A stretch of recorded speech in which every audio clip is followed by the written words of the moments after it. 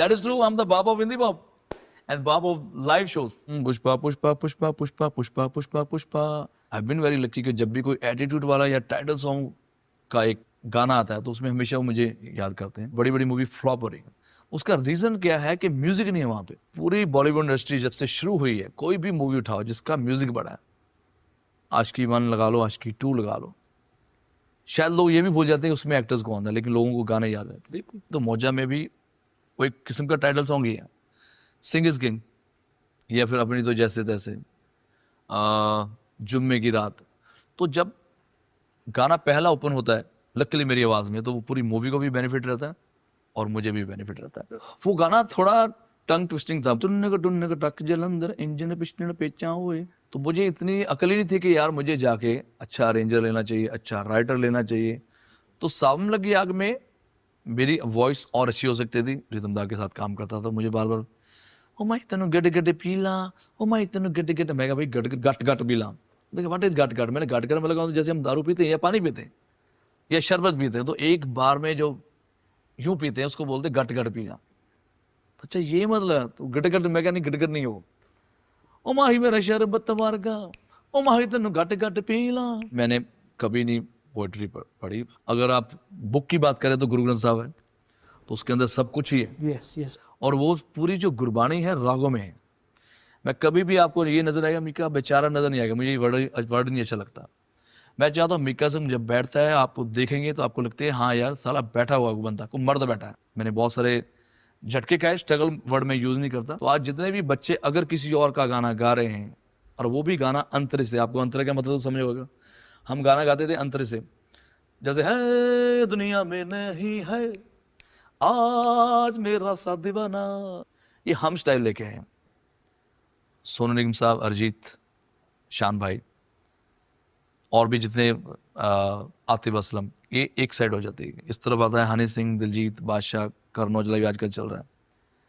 तो दोनों तरफ मैं टिका हूँ. तो मैं पहली बार जब उनको मिला था, शायद सलमान भाई को याद हो तो दैट वाज 98. और उनको गाने का बहुत शौक है. वो गाते हैं. वो गाते हैं, वो किसी के सामने भी गा सकते हैं.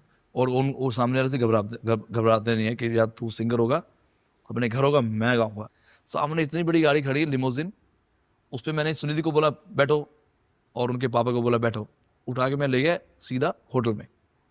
वो गाड़ी थी आमिर खान साहब की. अब उनका स्वीट रूम था. मुझे नहीं पता कि भाई जो हम आजकल जो बेचारे सिंगर्स घूम रहे हैं इनको वो रूम मिलना चाहिए ट्विंस बेड वाला. मुझे लगा कि हम स्टार हैं, हम स्वीट में ठहरे, पता नहीं ना. जाके मैं आमिर भाई के रूम में ठहर के जाके वो आए, बड़े प्यार से उन्होंने नॉक करा. तो मैंने खोला थोड़ा, ओ सॉरी ये आपका रूम है. मैं क्या हाँ सर ये मेरा रूम है. अच्छा अच्छा. वो बेचारे मेरे रूम में सो गए. शायद उनको अभी वो देखेंगे, शायद उनको पूरी बातें याद आ गई. अक्षय पाजी ने मुझे जब मेरी फिल्म शुरू होने वाले थे तो मुझे थाईलैंड में मिले थे, हम दोनों का शो था. तो बड़े प्यार से मेरे रूम में आए. ओए तू मूवी बना रहे हैं? कहता तू इतना बड़ा रॉक स्टार है, तू इतना तूने नाम इज्जत कमाई, तो क्यों प्रोड्यूसर बन रहा है. दूसरी तरफ सलमान भाई, उन्होंने मुझे बोला कि यार पाजी अगर आप प्रोड्यूस कर रहे हो तो आप आओ ना पिक्चर में. मैंने उनकी बात नहीं सुनी. बट वो इतना ख़राब एक्सपीरियंस था कि मैंने एक चीज़ नोट करी, अगर वो थर्मा प्रोडक्शन है या यशराज प्रोडक्शन है तो जितने भी ये एक्टर्स होते हैं ये बहुत ज़्यादा गिर जाते हैं उनके चरणों में. वो बोलते हैं हमें अलग अलग रूम चाहिए. अरे भाई तुम शादीशुदा तो तुम्हें अलग अलग रूम क्यों चाहिए? आप लोग एक रूम में रह सकते हो ना यार. आई एम श्योर कि अगर बिपाशा, करण सिंह सुन रहे हैं, डबिंग में इतनी प्रॉब्लम है, गला खराब है, नहीं आ रहे, फलाना नहीं आ रहे, दोनों को किसिंग नहीं करनी है, दोनों हस्बैंड वाइफ हैं, उस पर लिखा हुआ हमने कॉन्ट्रैक्ट में कि there is a kissing scene. और जब मैं ये गाना गा रहा था तो बार बार निकास का एक अपना स्टाइल है जो वो चाहते थे मैं ऐसे गाऊँ. तो रहमान सर बहुत स्वीट हैं, बहुत स्वीटली बोला so what is your style. प्यार की लूं मैं इतनी जल गई, ये जो क्रैक होता है. तो इसमें मैं कोल्ड प्ले बैंड को मैं कुछ नहीं बोलना चाहूँगा. बट नॉर्मली जो टिकट्स का जो फंडा है, 3 मिनट्स में टिकट्स बिक गई, कैसे पॉसिबल है यार? आई डोंट थिंक कि ये सारे हमें सिंगर्स पे रोक टोक लगानी चाहिए कि भाई तुमने ऐसा करा है. जो ऑडियंस को पसंद आता है, अगर ऑडियंस को अब कोई भी क्लब में जा रहा हो जाके डेफिनेटली दारू ही पी गए. हाँ अगर ऑडियंस ही मना कर दे भाई आज के बाद आप ये गाने दारू पे गाने मत गाओ या गैंगस्टर सॉन्ग मत बनाओ तो समझ आती है. पर अरिजीत भाई को मैं ये मैसेज जरूर दूंगा कि आज की डेट में सिर्फ गाना चलता है. Mika Paji, your film Pushpa 2 is setting new benchmarks at the box office. What is also appealing to the viewers is the music of the film, and especially the title track. Pushpa Pushpa for Pushpa which you Pushpa Pushpa yes, for which you Pushpa have Pushpa given. Pushpa Pushpa Pushpa Pushpa Pushpa तू दाढ़ी पे जो हाथ लगाए सारी दुनिया हिले. So then, did you expect such a massive response for the song of the film? नहीं, ऑफ कोर्स मैं हमेशा सोचता हूँ. एंड फर्स्ट ऑफ ऑल आपका वेलकम है विशाल भाई, हमेशा आपको मैं देखता आया हूँ. सो पुष्पा 2 की जो स्टोरी है, मेरे बहुत अच्छे दोस्त हैं डीएसपी, उसका शॉर्ट नेम है DSP, Devi Prasad. Is a Devi Shankar very Prasad. Talented guy and मैंने काफ़ी उनके साथ तेलुगु सॉन्ग्स करे हैं पहले. And when it comes to Pushpa, तो उन्होंने specially he called me to Bangalore. I went there for recording. तो उन्होंने बोला ये गाना है पुष्पा पुष्पा पुष्पा. और वो जो स्पेशली वॉइस है ना पुष्पा पुष्पा, वो कंप्यूटराइज वॉइस है जिसके अंदर मैं और नकाश दोनों हैं, Yeah. उस एक पर्टिकुलर पुष्पा पुष्पा पुष्पा के अंदर. तो जब ये गाना मैंने रिकॉर्ड किया था, आई थिंक पूरा हमारा 4 घंटे लग गए थे. इस गाने को नहीं लगे थे, हिंदी वाले वर्जन को. मैंने तेलुगु वर्जन भी गाया, Okay. उसको बहुत लंबा टाइम मुझे लगा. But overall when it comes to attitude, तो I am very lucky, I have been very lucky कि जब भी कोई एटीट्यूड वाला या टाइटल सॉन्ग का एक गाना आता है तो उसमें हमेशा वो मुझे याद करते हैं. और ऑफ कोर्स मैंने सोचा था ये गाना बड़ा होगा, तो उस तरीके से ही मैं गाने को गाता हूँ. जब भी मैं कोई टाइटल सॉन्ग गाता हूँ, लकीली वो गाना हमेशा बहुत बड़ा हिट होता है. एंड उससे बड़ी बात है कि पुष्पा 2 जो मूवी है वो भी सुपर हिट मूवी है एंड बहुत ही अच्छी मूवी है. बहुत ही अच्छा काम करा है अल्लू अर्जुन ने. But have you listened to the Tamil and Telugu versions of the song? हाँ, तेलुगु वर्जन मैंने गाया साथ में. Do you listen to your own song?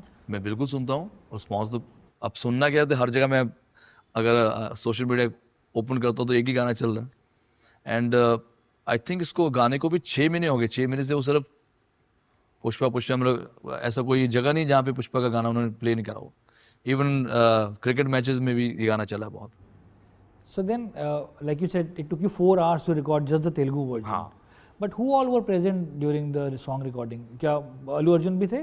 नहीं, अल्लू नहीं थे, but Devi Prasad, the whole night he was there. And हाँ, एक और उनके साथ उनके असिस्टेंट होते हैं. सो बहुत मज़ा आया जब ये रिकॉर्डिंग थी. And he is a very talented guy. Not कि पुष्पा 2, आप पुष्पा 1 देखो, उसमें सारे जो गाने उनके सुपर हिट है. और मेरा ये एक मैसेज है पूरी बॉलीवुड इंडस्ट्री को. I also belong to a Bollywood industry. Yeah. कि क्या होता है कि ये लोग जब मूवी बनाते हैं, बहुत सारी मूवी का आपने रिजल्ट देखा होगा, बड़ी बड़ी मूवी फ्लॉप हो रही है. एंड जिनकी फ्लॉप मूवी उनको पता भी हो रहा है उसका रीज़न क्या है, कि म्यूजिक नहीं है वहाँ पे.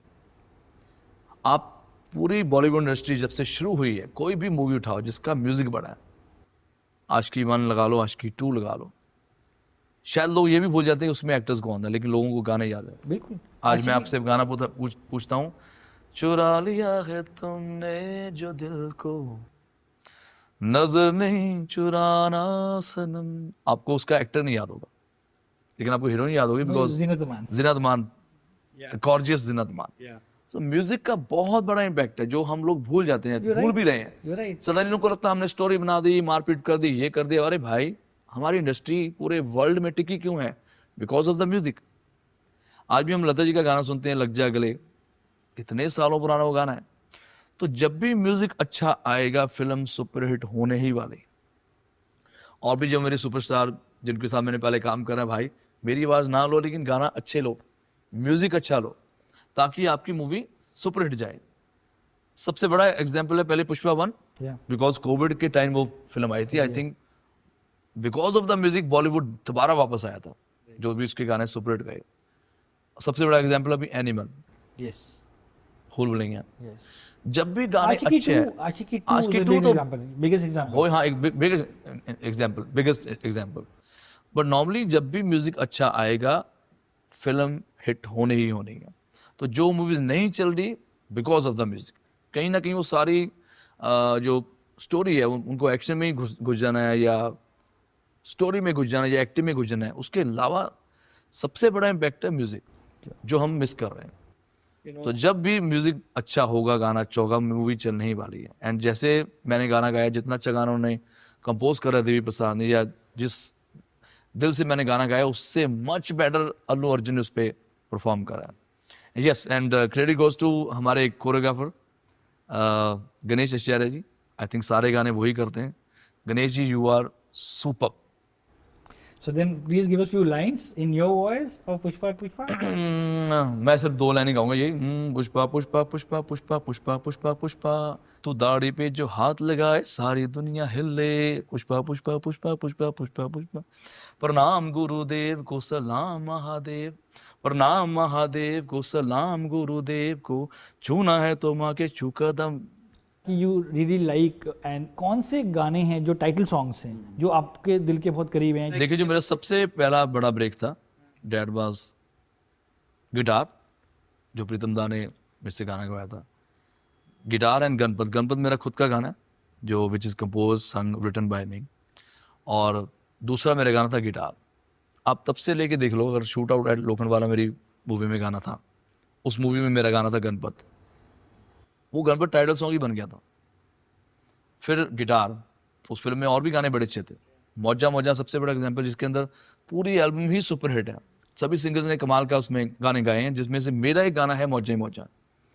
उससे पूरी मूवी को भी बेनिफिट होता है You know, I मुझे have भी a बेनिफिट different होता है question for मौजा जी, मौजा जी। बट टाइटल सॉन्ग्स की बात हो रही है हाँ। तो कौन से टाइटल ट्रैक्स हैं जो आपके दिल के बहुत करीब हैं या जहाँ आपको लगता है कि योर वॉइस सूट्स? मैं वहीं पे आ रहा हूँ जी जैसे मैंने मौजा की बात करी है तो मौजा में भी वो एक किस्म का टाइटल सॉन्ग ही है सिंग इज किंग या फिर अपनी तो जैसे तैसे जुम्मे की रात तो जब गाना पहला ओपन होता है लकीली मेरी आवाज़ में तो वो पूरी मूवी को भी बेनिफिट रहता है और मुझे भी बेनिफिट रहता है एक और जब गाना miss कर रहे जब मैं गाना गाता हूँ तो वो पूरा मेरे कंधे पे एक बंदूक होती है अक्सर क्या होता है पूरी मूवी बन जाती है पूरी फिल्म शूट हो जाती है सारे गाने भी शूट हो जाते हैं एंड में उनको याद आता है एक हफ्ते पहले कि यार ऐसे करते हैं मिका का गाना डाल देते हैं तो जब भी वो गाना एक हफ्ते पहले ही भले मैं गाता हूँ तो पूरी मेरे मेरे मेरे पे प्रेशर होता है पूरा मेरे कंधे पे बंदूक होती है गाना हिट ही होना चाहिए थैंक गॉड रब दी बड़ी मेहर है वाहिगुरू दी मेहर है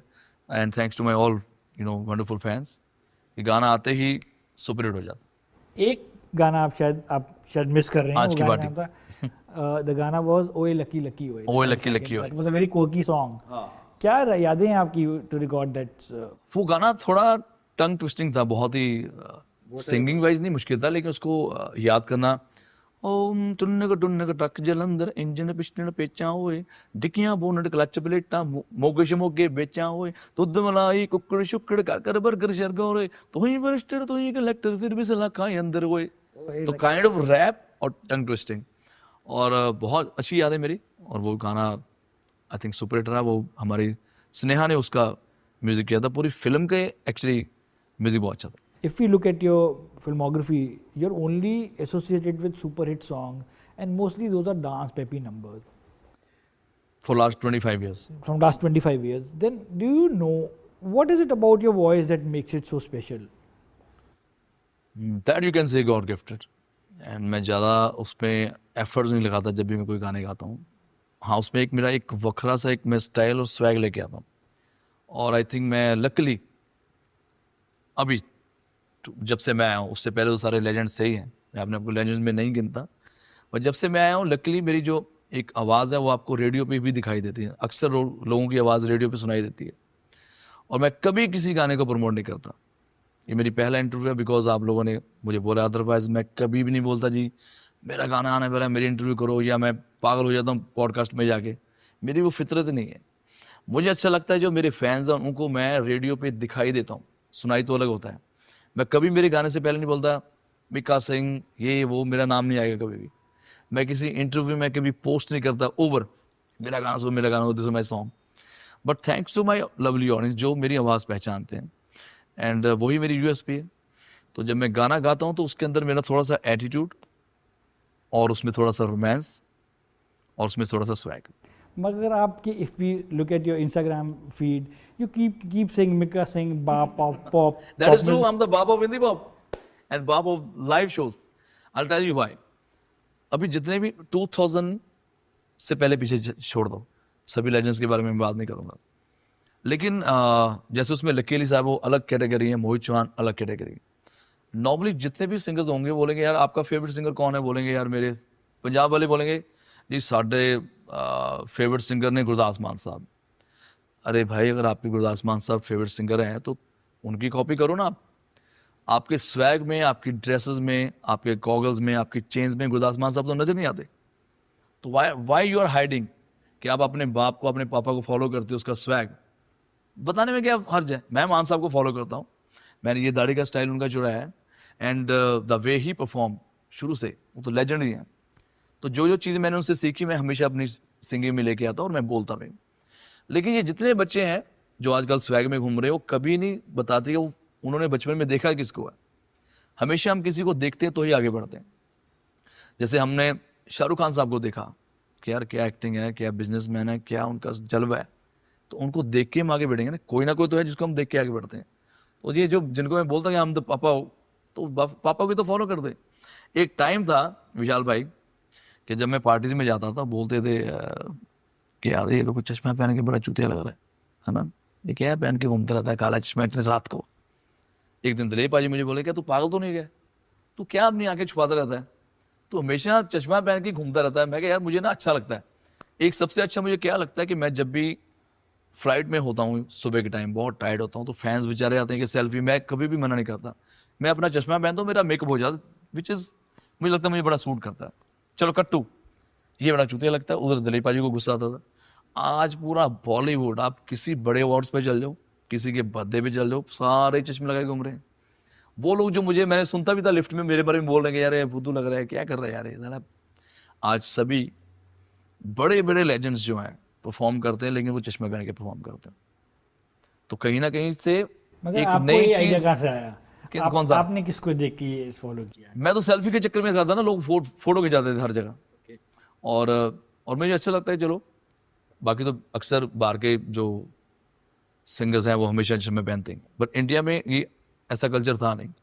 ये चेन वेन, लाउड रहना, इंटरव्यूज देने, या फिर अपने गाने को बिग बॉस में जाके प्रमोट करना, अपने गाने को कपिल शर्मा के शो पे जाके प्रमोट करना, अपने गाने को सारे गामा या कहीं भी जाके अपने गाने को, मूवी जाती थी, सिंगर कभी नहीं जाते थे। कभी ऐसा नहीं होता था एक सिंगर जो है वो कॉमेडी शो में भी जज बैठा हुआ है। पहले सिर्फ होता था जो सिंगर्स हैं वो सिंगिंग के शो पे ही जज बैठते थे। तो ये हम स्वैग लेके आए कि हम हर जगह जा सकते हैं, हर जगह बैठ सकते हैं और अपना गाना, जैसे एक्टर्स प्रमोट करते हैं, अपना कोई भी एल्बम हो, वो एल्बम को हम बिग बॉस में या बड़े बड़े शोज में, सारे बच्चे जा ही रहे हैं, पापा को फॉलो कर रहे हैं। बट आई फील गुड कि जो हम स्वैग, जो हम स्टाइल लेके आए थे, specially credit goes to Dilip Mehndi साहब, द रियल पॉप सिंगर, जिन्होंने सबसे पहले ये एक बड़ा धमाकेदार शोज, ड्रेसेस, लाइटिंग, ऑर्केस्ट्रा, पैसा चार्ज करना और इंडस्ट्री को बताना कि मैं एक पॉप सिंगर हूँ, तो वहाँ से शुरू हुआ है। उसको मैं आगे लेगेसी को संभाल रहा हूँ। आपके बड़े भाई हैं जी, my real brother and my guru. Then from Saawan Mein Lag Gayi Aankh to Pushpa Pushpa, how would you like to explain the very tangible change in your vocal texture over the years? कैसे आपकी आवाज़ में बदलाव हुआ from your first song till now? देखो आवाज़ में तो बदलाव आता है, एंड बहुत कम। क्या आपको लगता है कि मैं पहले इस तरह साउंड करता था, now this is my voice? नहीं, मेरे में ना एक कमी थी शुरू में, दैट वाज कि मैं कोशिश नहीं करता था कि मैं किसी और अच्छे म्यूजिक डायरेक्टर्स के साथ काम करूं, एक अच्छे राइटर्स के साथ काम करूं, एक अच्छी टीम के साथ काम करूं। मुझे पता ही नहीं था। सावन में लग गया, मेरे बड़े भाई हैं जिन्होंने उसका रिदम सेक्शन कर रहा है, हरिओम साहब, और उसमें जो अरेंजमेंट थोड़ा बहुत किया है, एक डैनियल करके हैं जिन्होंने कीबोर्ड उसके अंदर। Daniel B George. हाँ जी, आजकल बहुत बड़े हैं, तब भी बड़े थे। बाकी सारा music arrange composed by the full 8 songs थे एक एल्बम के अंदर। तो मुझे इतनी अकल ही नहीं थी कि यार मुझे जाके अच्छा अरेंजर लेना चाहिए, अच्छा राइटर लेना चाहिए, अच्छा कंपोजर लेना चाहिए, बिकॉज अभी तो जो भी म्यूजिक बनाता है उसके पास 10 अरेंजर होते हैं, 10 राइटर्स होते हैं। तो सावन लगी आग में मेरी वॉइस और अच्छी हो सकती थी, अरेंजमेंट और अच्छा हो सकता था, उसके बावजूद गाना चल गया। सारी उसके अंदर कमियां थी, पर वो ये ना, जब खुदा मेहरबान तो गदा पहलवान। तो वो जो मेरा शुरुआत हुई, उसके बाद मुझे कॉन्फिडेंस आया कि यार अगर ये चल सकता है तो मुझे थोड़ा सा मेहनत करनी पड़ेगी। देन मैं बहुत रियाज व्याज करा मैंने, बिकॉज मुझे I wanted to become a music director not a singer.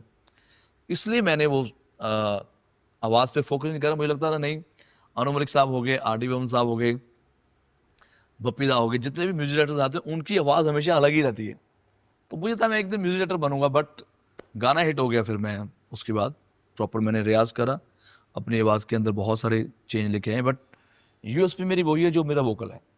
तभी थोड़ा बच्चा था, और हमेशा जब आप बच्चे होते हो तो आपकी टोन थोड़ी अलग होती है, थोड़ा थोड़ा जब आप मेच्योर होते हो तो अच्छा एक कॉन्फिडेंस और एक बेस आपकी आवाज़ में आता है। क्या आप कोई एग्जांपल देके आप बताना चाहेंगे कि पहले कैसे साउंड करते थे आप और अब कैसे? थोड़ा शार्प था आवाज़ अभी भी, जैसे मैं हो सावन में लग गई आग दिल, हो सावन में लग गई आग दिल मेरा, हाय।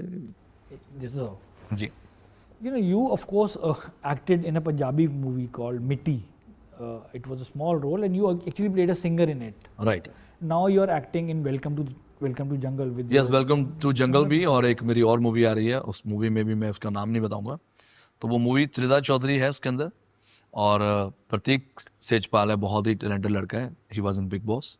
Then is a beautiful hot girl Nikki Tamboli. तो हम चारों की एक बहुत ही फाड़ू मूवी आ रही है, एंड उन्होंने बहुत अच्छा काम करा, म्यूजिक बहुत अच्छा है। आई एम श्योर कि वो 2025 की एक अच्छी म्यूजिकल मूवी होगी।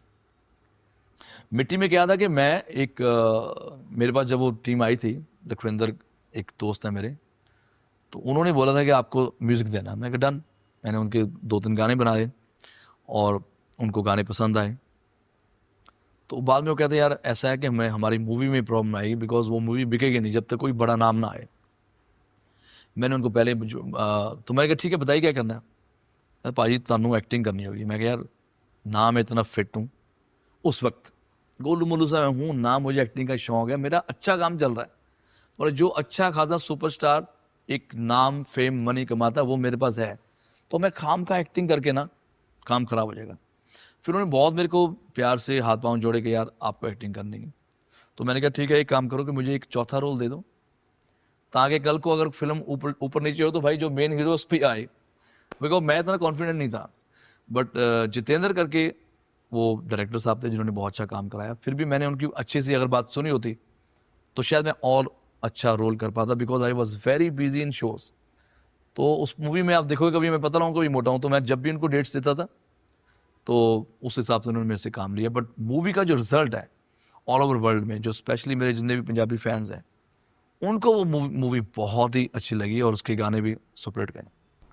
so क्या अब प्लान है, you been singing from last 25 years to now act in देखो movie? एक्टिंग मुझे कोई ऐसा नहीं कि मुझे किसी और एक्टर्स को दिखाना कि आई एम द बेस्ट, या मुझे मेरे पास पैसा बहुत आ गया तो मैं प्रोड्यूसर बन जाऊँ। एक बार मैंने गलती करी थी, आपने पूछा नहीं। एक मैंने मूवी बनाई थी जिसका नाम है डेंजरस, जिसके अंदर बिपाशा बासु हैं और Yes, you can Karan use Singh that film, Grover. yes. मैंने प्रोड्यूस करी, बहुत अच्छा खासा मैंने पैसा उसमें ठोक दिया, और मेरे साथ टीम भी बड़ी सॉलिड थी। विक्रम भट्ट साहब ने वो फिल्म लिखी थी और भूषण पटेल ने। तो मैंने पूरी उनकी ही टीम ली, बिपाशा बासु और करण सिंह ग्रोवर। मैंने कभी उनके बारे में मेंशन नहीं करा, but that was a horrible, मेरे पास वो जो एक्सपीरियंस था, हॉरेबल एक्सपीरियंस था।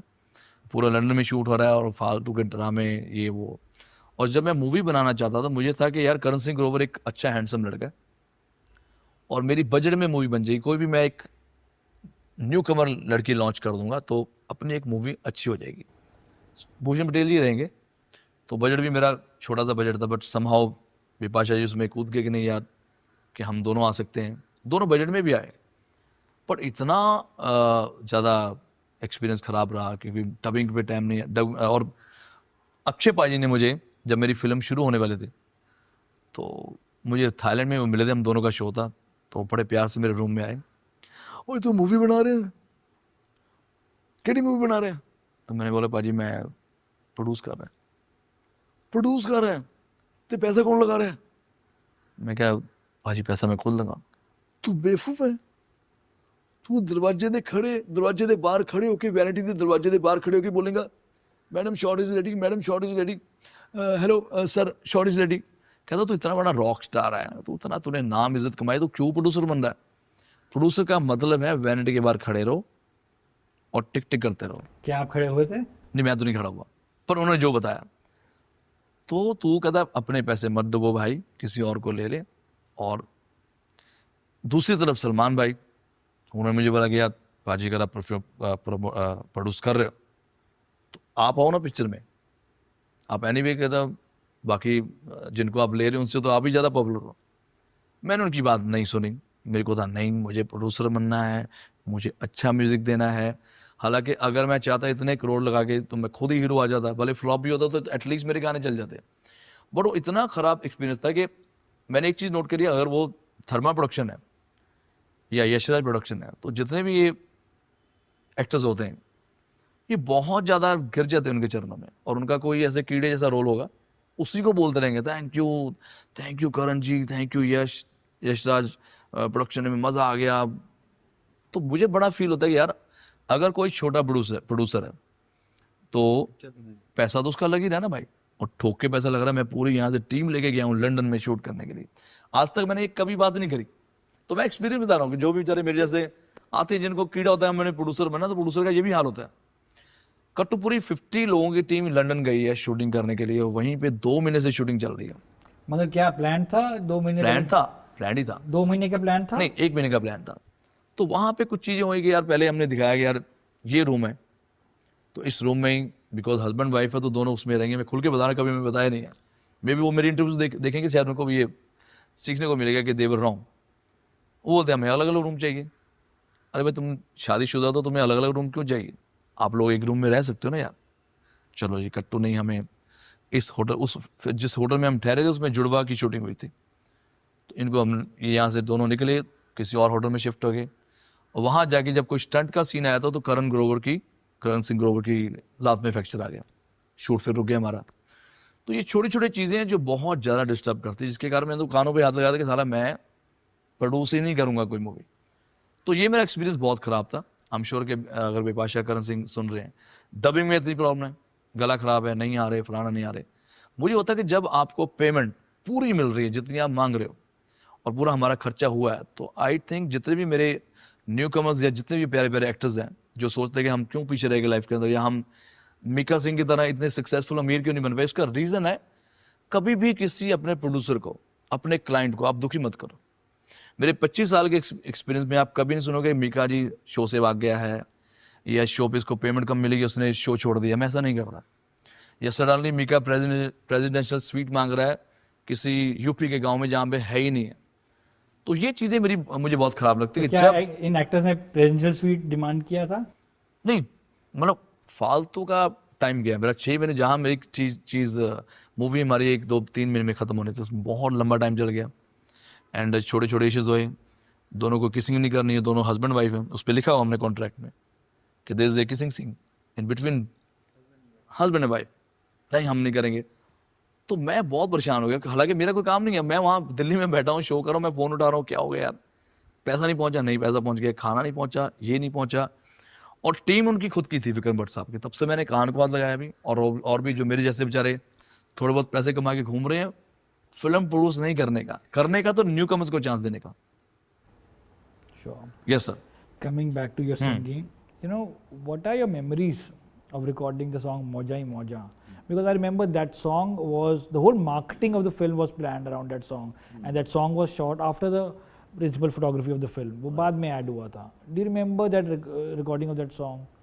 वो गाना बहुत ही मेरे दिल के करीब है, एंड वो अरशाद कामिल वो गाना लिखा था उन सब, और वो भी अच्छी पंजाबी बोलते हैं। और प्रीतम दा का म्यूज़िक था, बिकॉज प्रीतम दा तो वैसे ही लेजेंड ही है। जिस भी सिंगर को, जिस भी गाने को उन्होंने यूँ टच कर दिया, गाना सुपरहिट ही है।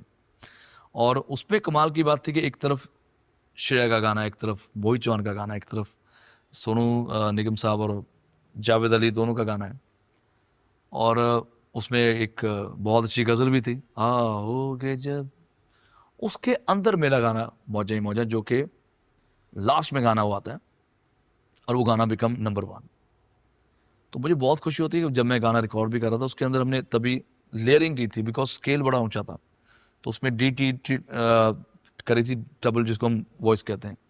तो राणा एक लड़का था, तो वो उनके साथ ही प्रीतम दा के साथ काम करता था। मुझे बार बार ओ माई तेन गट गट पीला, ओ माई तेन गट गट, मैं भाई गट गट पीला, देखा व्हाट इज गट गट, मैंने गट गट में लगा जैसे हम दारू पीते हैं या पानी पीते हैं या शरबत पीते हैं, तो एक बार में जो यूं पीते हैं उसको बोलते गट गट पीना। तो अच्छा ये मतलब, तो गट गट, मैं क्या नहीं, गट गट नहीं हो, ओ माही मेरा शरबत मारगा, ओ माही तेनू गट गट पी ला, ओ माही मेरा दिल मैनू कही जाए, दिल मैनू कही जाए खुल के जी ला, मिठड़े हासे ओ माही तेरे आसे पासे।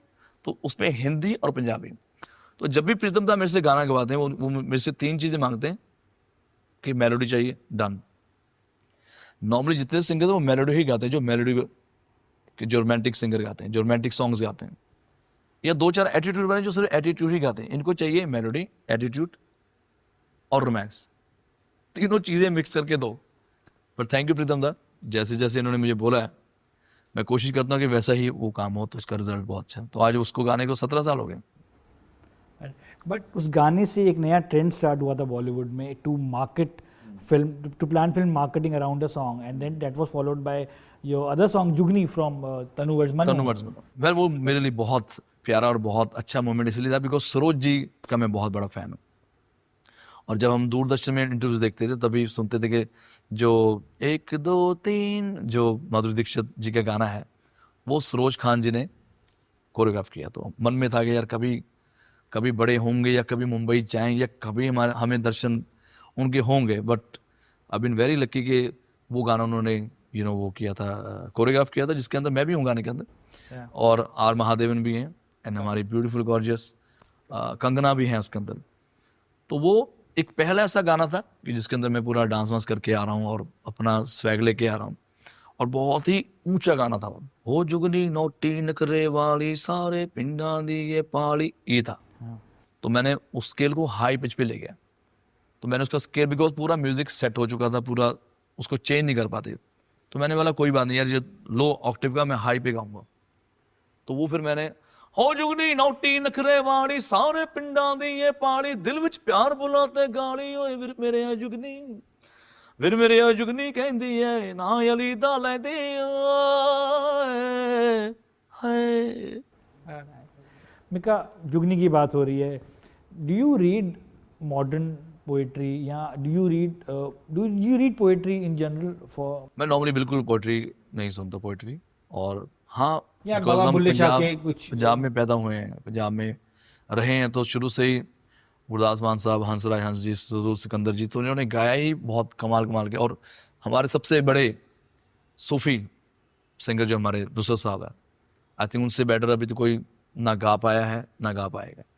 तो शुरू से उन्होंने बाबा बुल्ले शाह की बहुत सारी कवालियाँ उन्होंने गाई हैं, तो उनसे ही सुन सुन के हमने थोड़ा बहुत सूफी या पोइट्री सुनी है। मगर because you said you wanted to be a music composer, तो क्या आप पढ़ते हैं पोएम्स या do you read poetry in general, इधर बाय जावेद अख्तर और बाय इरशाद कामिल? नहीं, मैंने कभी नहीं पोइट्री पढ़ी। सिर्फ से शुरू से मैंने, जैसे नुसरत साहब हो गए या मान साहब, बहुत ज़्यादा बाबा बुल्ले शाह की चीज़ें गाते हैं, तो उनसे ही मैं बहुत सारी मेरे को इंस्पिरेशन मिली है। और दूसरी सबसे बड़ी हमारी, अगर आप बुक की बात करें तो गुरु ग्रंथ साहब है, तो उसके अंदर सब कुछ ही है, यस यस, हर धर्म के बारे में उसके अंदर लिखा हुआ है। तो शुरू से हम जपजी साहब पढ़ते हैं, सुखमनी साहब पढ़ते आए हैं, रहराज साहब पढ़ते हैं, और आशा दीवार जो सुबह 4 बजे होती है, और वो पूरी जो गुरबानी है रागों में है। यस यस यस, राग गौड़ी महला तीजा, पंजमा, यस यस, राग गौड़ी महला चौथा। तो हर जो पूरी बानी है, बहुत सारे लोग ये बता ही नहीं पाते, पूरी बानी ही राग में, सबसे पहले राग ही आता है। तो राग गौड़ी महला पंजमा, तो पंजमा मतलब 5वीं पातशाही। तो बहुत सारे लोग ये ना एक्सप्लेन करते हैं ना ही कोई पूछता है, तो पूरी हमारी गुरबानी ही रागों में है। तो मैं शुरू से कीर्तन मैंने करा है अपने पिताजी के साथ, तो बहुत सारी चीज़ें बचपन में ही हमें सीखने को मिल गई। तो बहुत सारी पोइट्री पढ़ने की जरूरत नहीं पड़ी। जिन लोगों ने अगर एक बार जपजी साहब पढ़ लिया या रहराज साहब पढ़ लिया या आशा दी बात सुन ली, तो आपको सब कुछ ही उसके अंदर मिल जाएगा।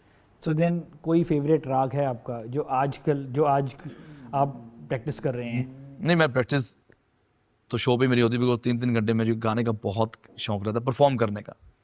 मुझे घर पे गाने का नहीं इतना शौक होता। आई एम नॉट ए महफिल वाला सिंगर नहीं हूँ, कभी कभी गजल गुजल मैं गा देता हूँ, लेकिन नॉर्मली मैं परफॉर्म ही करता हूँ। मगर कोई फेवरेट राग है आपका जो आपको? जी, मतलब शुरू से ही आई थिंक जब आप शुरू ही करते हैं तो 2 ही राग होते हैं, या तो राग भोपाली होता है या यमन राग होता है, या यमन कल्याण। सा निरे गा रे निरे गा मा गा रे निरे गा मा पा मा गा रे निरे गा मा पा दा पा मा गा रे निरे गा मा पा दा नी दा पा मा गा रे सा। गा गा रे सा नी धा पा नी धा पा मा गा रे सा।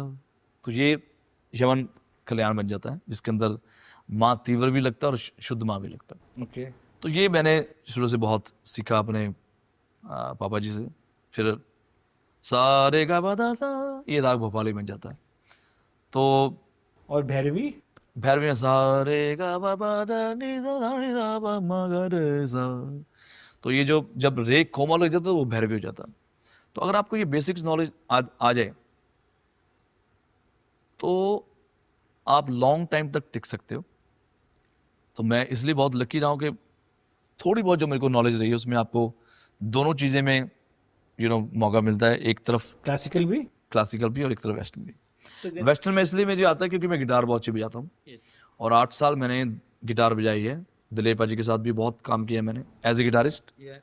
कोई जागरण नहीं छोड़ा जहाँ पे जागरण में मैंने गिटार प्ले करी है, ड्रम प्ले करा है, कभी कभी तालियां भी बजाई है, जय माता दी। तो ये शुरू से जो हमने एक हसलर की तरह स्ट्रीट जिसको बोलते हैं स्ट्रीट फाइटर, स्ट्रीट स्मार्ट की तरह हमने जो काम किया है ना, ये उसी का नतीजा है कि हमने हर कुछ लाइफ में देखा है। तो हमें ना आप देखोगे ये बेचारा बाइपोलर है या इसका ये हो गया, ये झटका खा लिया है, या आजकल वो बेचारा सैड फीलिंग कर रहा है, आजकल वो उसको कुछ ये हो गया, ये आप चीज़ें मेरे अंदर दिखाई नहीं देंगी आपको।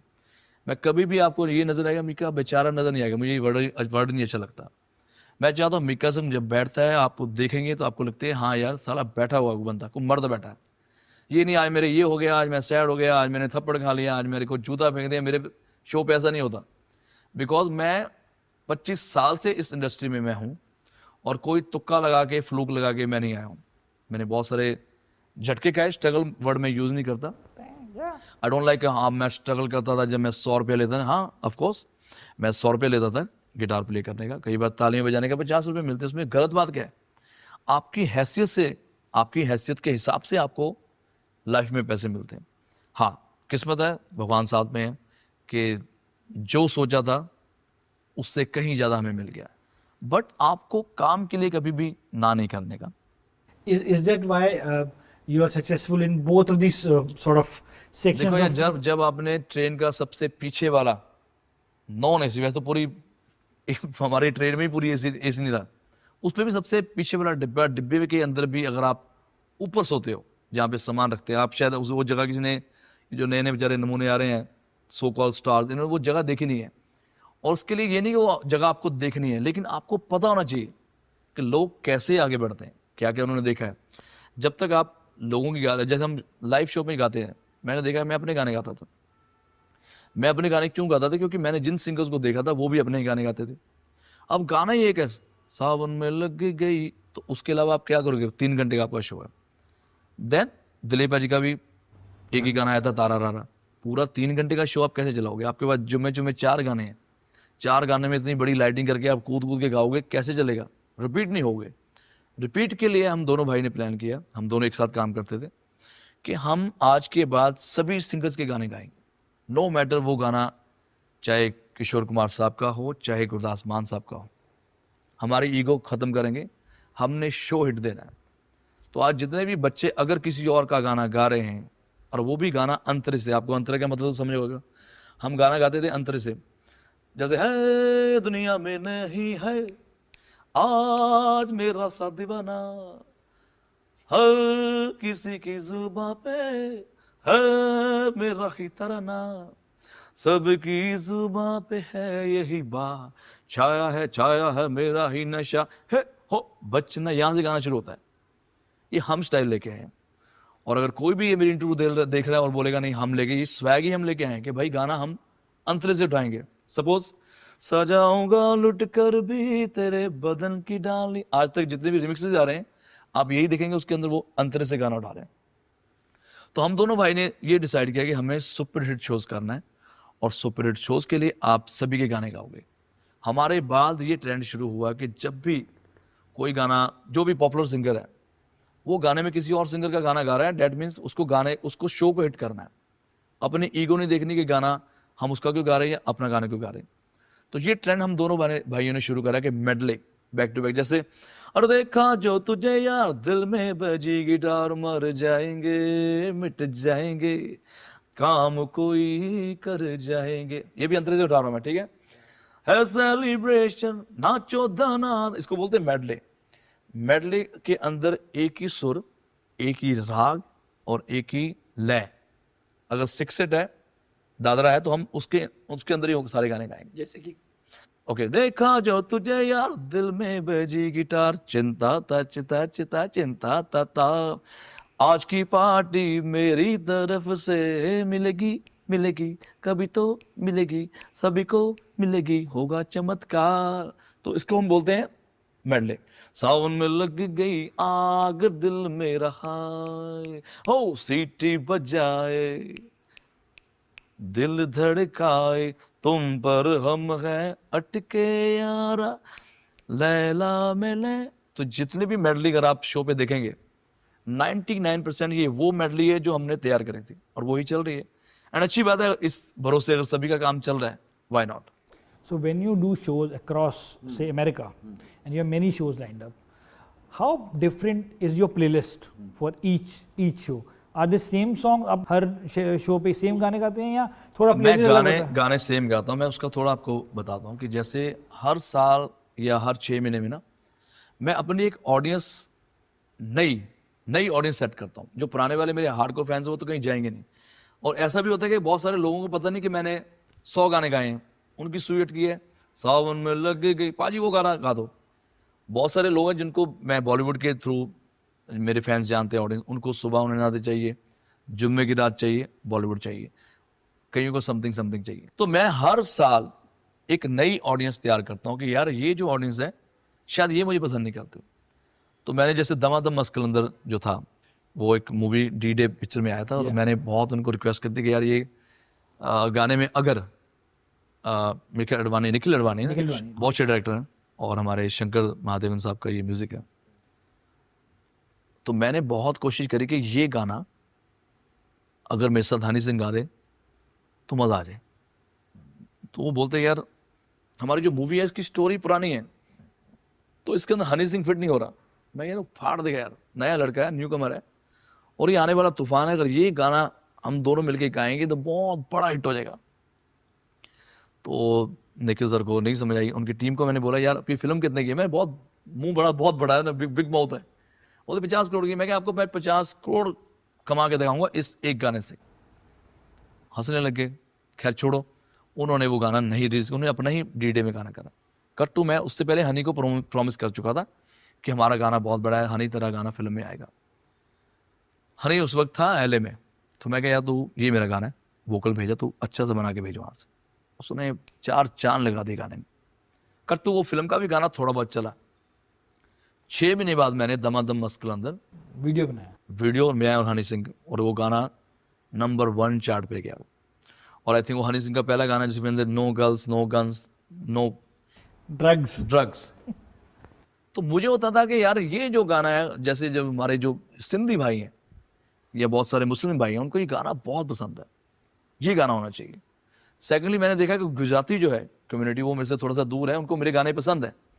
फिर उनके लिए मैंने बनाया था सोने गुजरात ने सुन मारी बात ने, ऊँग ना आवे मन सारी सारी रात ने। तो कोशिश करता हूँ कि हर बार न्यू ऑडियंस के बीच में जाऊँ मैं। सो देन एक बहुत इंटरेस्टिंग हाईलाइट है आपके म्यूजिकल जर्नी की, you know you have spoken about Yo Yo Honey Singh. So if you see in Bollywood there are two sections. One is that belongs to Badshah, Yo-Yo Honey Singh. These are pop side of singers that belong to Bollywood, and then there's playback singers like Shan, Arijit Singh, and Sonu Nigam, both sides. But I'm saying what is special about you is you're a very good playback singer. Yes. So as in the pop space, how do you manage this? Very good question, Vishal ji. It's I think I'm blessed. बहुत rare होता है कि आप इस 2 category में टिकना बहुत मुश्किल है, और दोनों कैटेगरी की अपना जॉनर है। सोनू निगम साहब, अरिजीत, शान भाई, और भी जितने आतिफ असलम, ये एक साइड हो जाती है। इस तरफ आता है हनी सिंह, दिलजीत, बादशाह, करण औजला भी आजकल चल रहा है। तो दोनों तरफ मैं टिका हूँ। अगर स्वैग की बात आती है तो मैं इधर भी मैं छा जाता हूँ, अगर प्लेबैक की बात आती है तो मैं इधर भी कोशिश करता हूँ कि प्लेबैक तो मैं छा ही रहा हूँ। दोनों को मैच करना बड़ा मुश्किल है, मिक्स करना बड़ा मुश्किल है। प्लेबैक का एक अपना अंदाज है, अपना रोमांटिक सॉन्ग होता है, उनका परफॉर्मेंस का स्टाइल भी अपना होता है। इधर जो पॉप सिंगर है इनका अपना होता है। बिकॉज मैं दोनों में चलता हूँ। मुझे पता कि यूथ को क्या चाहिए, मुझे पता कि बॉलीवुड में क्या चाहिए, और बॉलीवुड का भी जो गाना जो यूथ को पसंद आए तो मेरा वो कोशिश रहती है। तो अगर परफॉर्मेंस की बात आती है तो मैं फाड़ देता हूँ, मैं बहुत दिल से परफॉर्म करता हूँ, और 1.5 घंटा विदाउट ब्रेक। और ऐसा नहीं कि पानी पी रहा हूँ, ड्रेस चेंज कर रहा हूँ, ड्रामे कर रहा हूँ, नहीं। मुझे आप बेकार से बेकार साउंड दे दो, बेकार से बेकार लाइट दे दो, मैं वहाँ भी ऑडियंस को नचा के दिखाऊंगा। और टच वुड अभी तक आप ये नहीं सुनोगे यार मीका के शो पे ये हो गया है, किसी फैन ने वो कर दिया। हाँ, मेरी तरफ से कोई गलती हो गई, मैं किसी को थप्पड़ मार दूँ वो चलेगा, पर अभी तक भगवान की कृपा से कभी भी जो मेरे फैंस मुझे कभी निराश नहीं करते, और मैं कई बार प्यार से डांट भी देता हूँ तो वो मेरी बात सुन लेते हैं। Now, you share a very close bond with Salman Khan. जी, I think this friendship started with Jumme Ki Raat Hai from Kick. Yes. There was also a song called Aaj Ki Party that was in Bajrangi Bhaijaan. भाईजान, Do you discuss music with him? भाईजान को मैं जब भी मिलता हूँ, he is very very very humble and sweet guy, और उनको गाने का बहुत शौक है। आप जब भी इनकी पार्टी में जाएंगे, जो भी इनके क्लोज फ्रेंड्स हैं वो गाते हैं? वो गाते हैं, वो किसी के सामने भी गा सकते हैं, और वो सामने वाले से घबराते नहीं है कि यार तू सिंगर होगा, अपने घर होगा, मैं गाऊंगा। तो मैं पहली बार जब उनको मिला था, शायद सलमान भाई को याद हो तो, दैट वाज 98। तो मेरा गाना शूट हो रहा था, उनका गाना शूट हो रहा था, जानन समझा करो, तो फिल्म सिटी में था आई गेस। और मेरा गाना शूट हो रहा था, ये बोलियां मैंने निकाला था, जिसके अंदर अगर आप वीडियो देखेंगे तो उसके अंदर आपको उस वक्त की जो सबसे सुंदर मॉडल थी वो थी स्मृति ईरानी। तो वो मेरे गाने में, जब भी बहुत बड़े पॉलिटिशियन भी हैं, तो उसके बाद उनका सास भी कभी बहू भी बहुत चला था। तो तब हम सारे एक तरफ थे, और वहाँ पे एक मेरा दोस्त था सैम, और लवल अरोड़ा जो वीडियो डायरेक्टर थे। उसके दौरान वो उनकी फ्रेंडशिप थी सलमान भाई के साथ। तो सलमान भाई वैसे ही वहाँ खड़े थे, पूरा देख रहे थे, मैं पूरा डांस वांस कर रहा हूँ, ये है वो है। तो उनके साथ बड़ा अच्छा मेरा एक यू कैन नॉट से बॉन्डिंग, बिकॉज हम सब सलमान भाई के फ़ैन हैं। तो आप सोचो मेरा पहला गाना शूट हो रहा है और सामने सलमान खान आके आपके खड़े हो जाए, तो इससे बढ़िया किस्मत आई थिंक किसी की होगी नहीं, कि आप किसी को मिलने नहीं जा रहे, आप किसी को ढूंढ नहीं रहे, वो बंदा आपके सामने खड़ा हुआ है। 98 की बात बता रहा हूँ। तो मैं पूरा परफॉर्म कर रहा हूँ, दिल से कर रहा हूँ। तो तभी मैं इतना अक्लमंद नहीं था कि जिसको होता ना कि कॉन्टैक्ट्स बनाओ। आई गेस मेरी जगह कोई और होता तो जाके बोलता सलमान भाई मैं आपका फ़ैन हूँ, मुझे आपके साथ फोटो। मेरे का दिमाग ही नहीं, थोड़ा सा डम सोच लो, जिसको अकल नहीं थी। तो मैं सिर्फ उनके पाँव छुए, हेरो करे। और नॉर्मली मुंबई में एक स्टाइल है कि सर मैं आपका बहुत बड़ा फ़ैन हूँ सर, मेरी एक ही इच्छा, मुझे ना आपके साथ एक गाना करना है। ये अकल थी नहीं मुझे। कट टू 98 में हम मिले, बहुत हग वग करा, और वो बहुत ही 1998, आज से 25 साल पहले। ओके। शूटिंग चल रही है, उसके बाद मैं कभी मिला नहीं, ना मैंने कभी हाई करी, ना मुझे अकल थी, ना कोई मैनेजर था कि भाई चलो सर कभी आपसे मिलें। आजकल तो बच्चे जितने मेरे चेले हैं फटक से हीरो की गोद में जाके बैठ जाते हैं, प्रोड्यूसर की, सीखा पापा से उन्होंने। अब कट टू 2012, उनका गाना था ये वाला, बहुत ऊंचा था, मैं उतरा या इश्क दे अखाड़े, बजा दे देसी बीट ढोलिया, ट्यों ट्यों ट्यों ट्यों ट्यों ट्यों ट्यों ट्यों। ये जो गाना था बहुत ऊंचा था। तो पता नहीं सलमान भाई के मन में आया कि यार ये गाना मीका को बोलो गाए। तो गाना था हिमेश भाई का, और बहुत ऊंचा उन्होंने स्केल रखा था, जो पॉसिबल नहीं था मेरे लिए, शायद मैं गा पाऊँ या ना गा पाऊँ, लेकिन मैंने समहाउ मैनेज करा, बिकॉज बहुत ही ज़्यादा ऊंचा, बहुत ऊंचा। तभी थोड़ी सी हेलो हाई हुई। फिर उसके बाद दूसरा गाना मुझे मिला, 12 महीने में 12 तरीके से तुझको प्यार जताऊंगा मैं। तो तभी मैंने थोड़ा सा तो आवाज़ के अंदर चेंज करा, बिकॉज मैं फिर सलमान भाई की बॉडी लैंग्वेज समझने लगा कि उनको जैसे वो चलते हैं तो थोड़ा मर्दाना आवाज़, सॉलिड आवाज़ चाहिए उनके लिए। हालांकि स्केल बहुत ऊंचा था वो भी, और वो भी अगेन वो प्रीतम दा का म्यूजिक था। डीएसपी का गाना था वो? नहीं, वो ऐसे ओरिजिनली डीएसपी का था, तो Indian version I guess Pritam दा ने वो बनाया था। उसके बाद फिर सीधा ही मिला जुम्मे की रात। तब तक मैं मुझे समझ आ गया था कि सलमान भाई को ये टोन चाहिए। फिर लगे 440 वोल्ट छोड़ने से तेरे, सुल्तान। छूने से तेरे, छोड़ने से तेरे, छूने से तेरे। तो ये गाना मिला। फिर बैक टू बैक मैं सलमान भाई का पूरा एक एटीट्यूड समझ आ गया कि यार ऐसा ही गाना उनको चाहिए होगा। देन फिर ये थी अपनी आज की पार्टी। तो ये गाना फिल्म में था ही नहीं, और बिकॉज वो पूरी मूवी बजरंगी भाईजान बहुत ही एक इमोशनल और बहुत आई गेस एक सैड काइंड ऑफ उसकी जो इमोशनल स्टोरी थी, जिसके अंदर कोई डांसिंग नंबर था ही नहीं।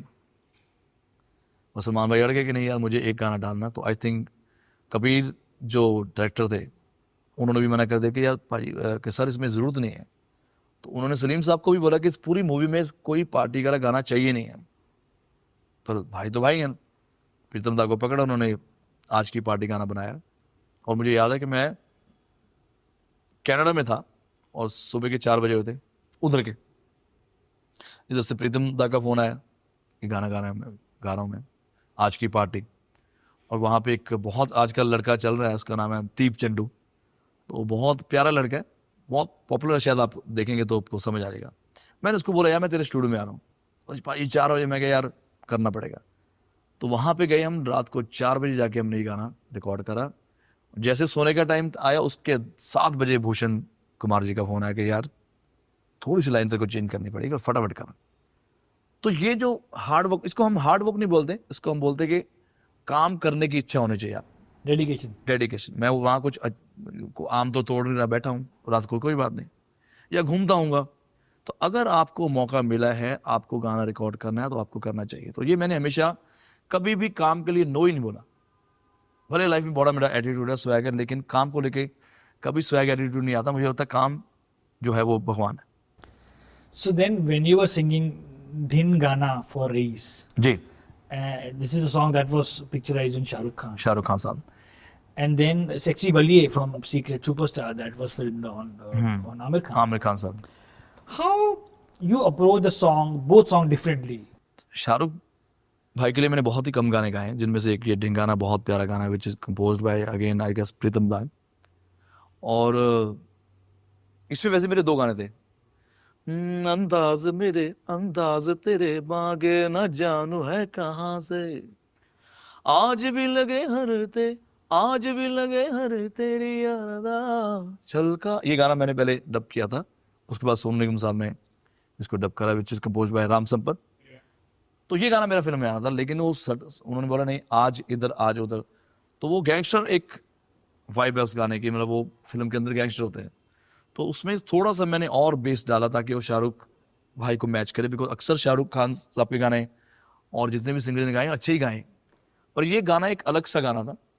तो मैंने उनके लिए गाना, और मैं बहुत लकी हूँ कि मैं आई थिंक बहुत कम सिंगर्स हैं जिन्होंने तीनों खान्स के लिए गाना गाया, जिनमें से नंबर 1 सोनू निगम साहब हैं, या पुराने हम जितने भी जगह उदित नारायण साहब, कुमार साहब। नए के अंदर मैं एक लौता हूँ जिन्होंने तीनों खान्स के लिए गाना गाया।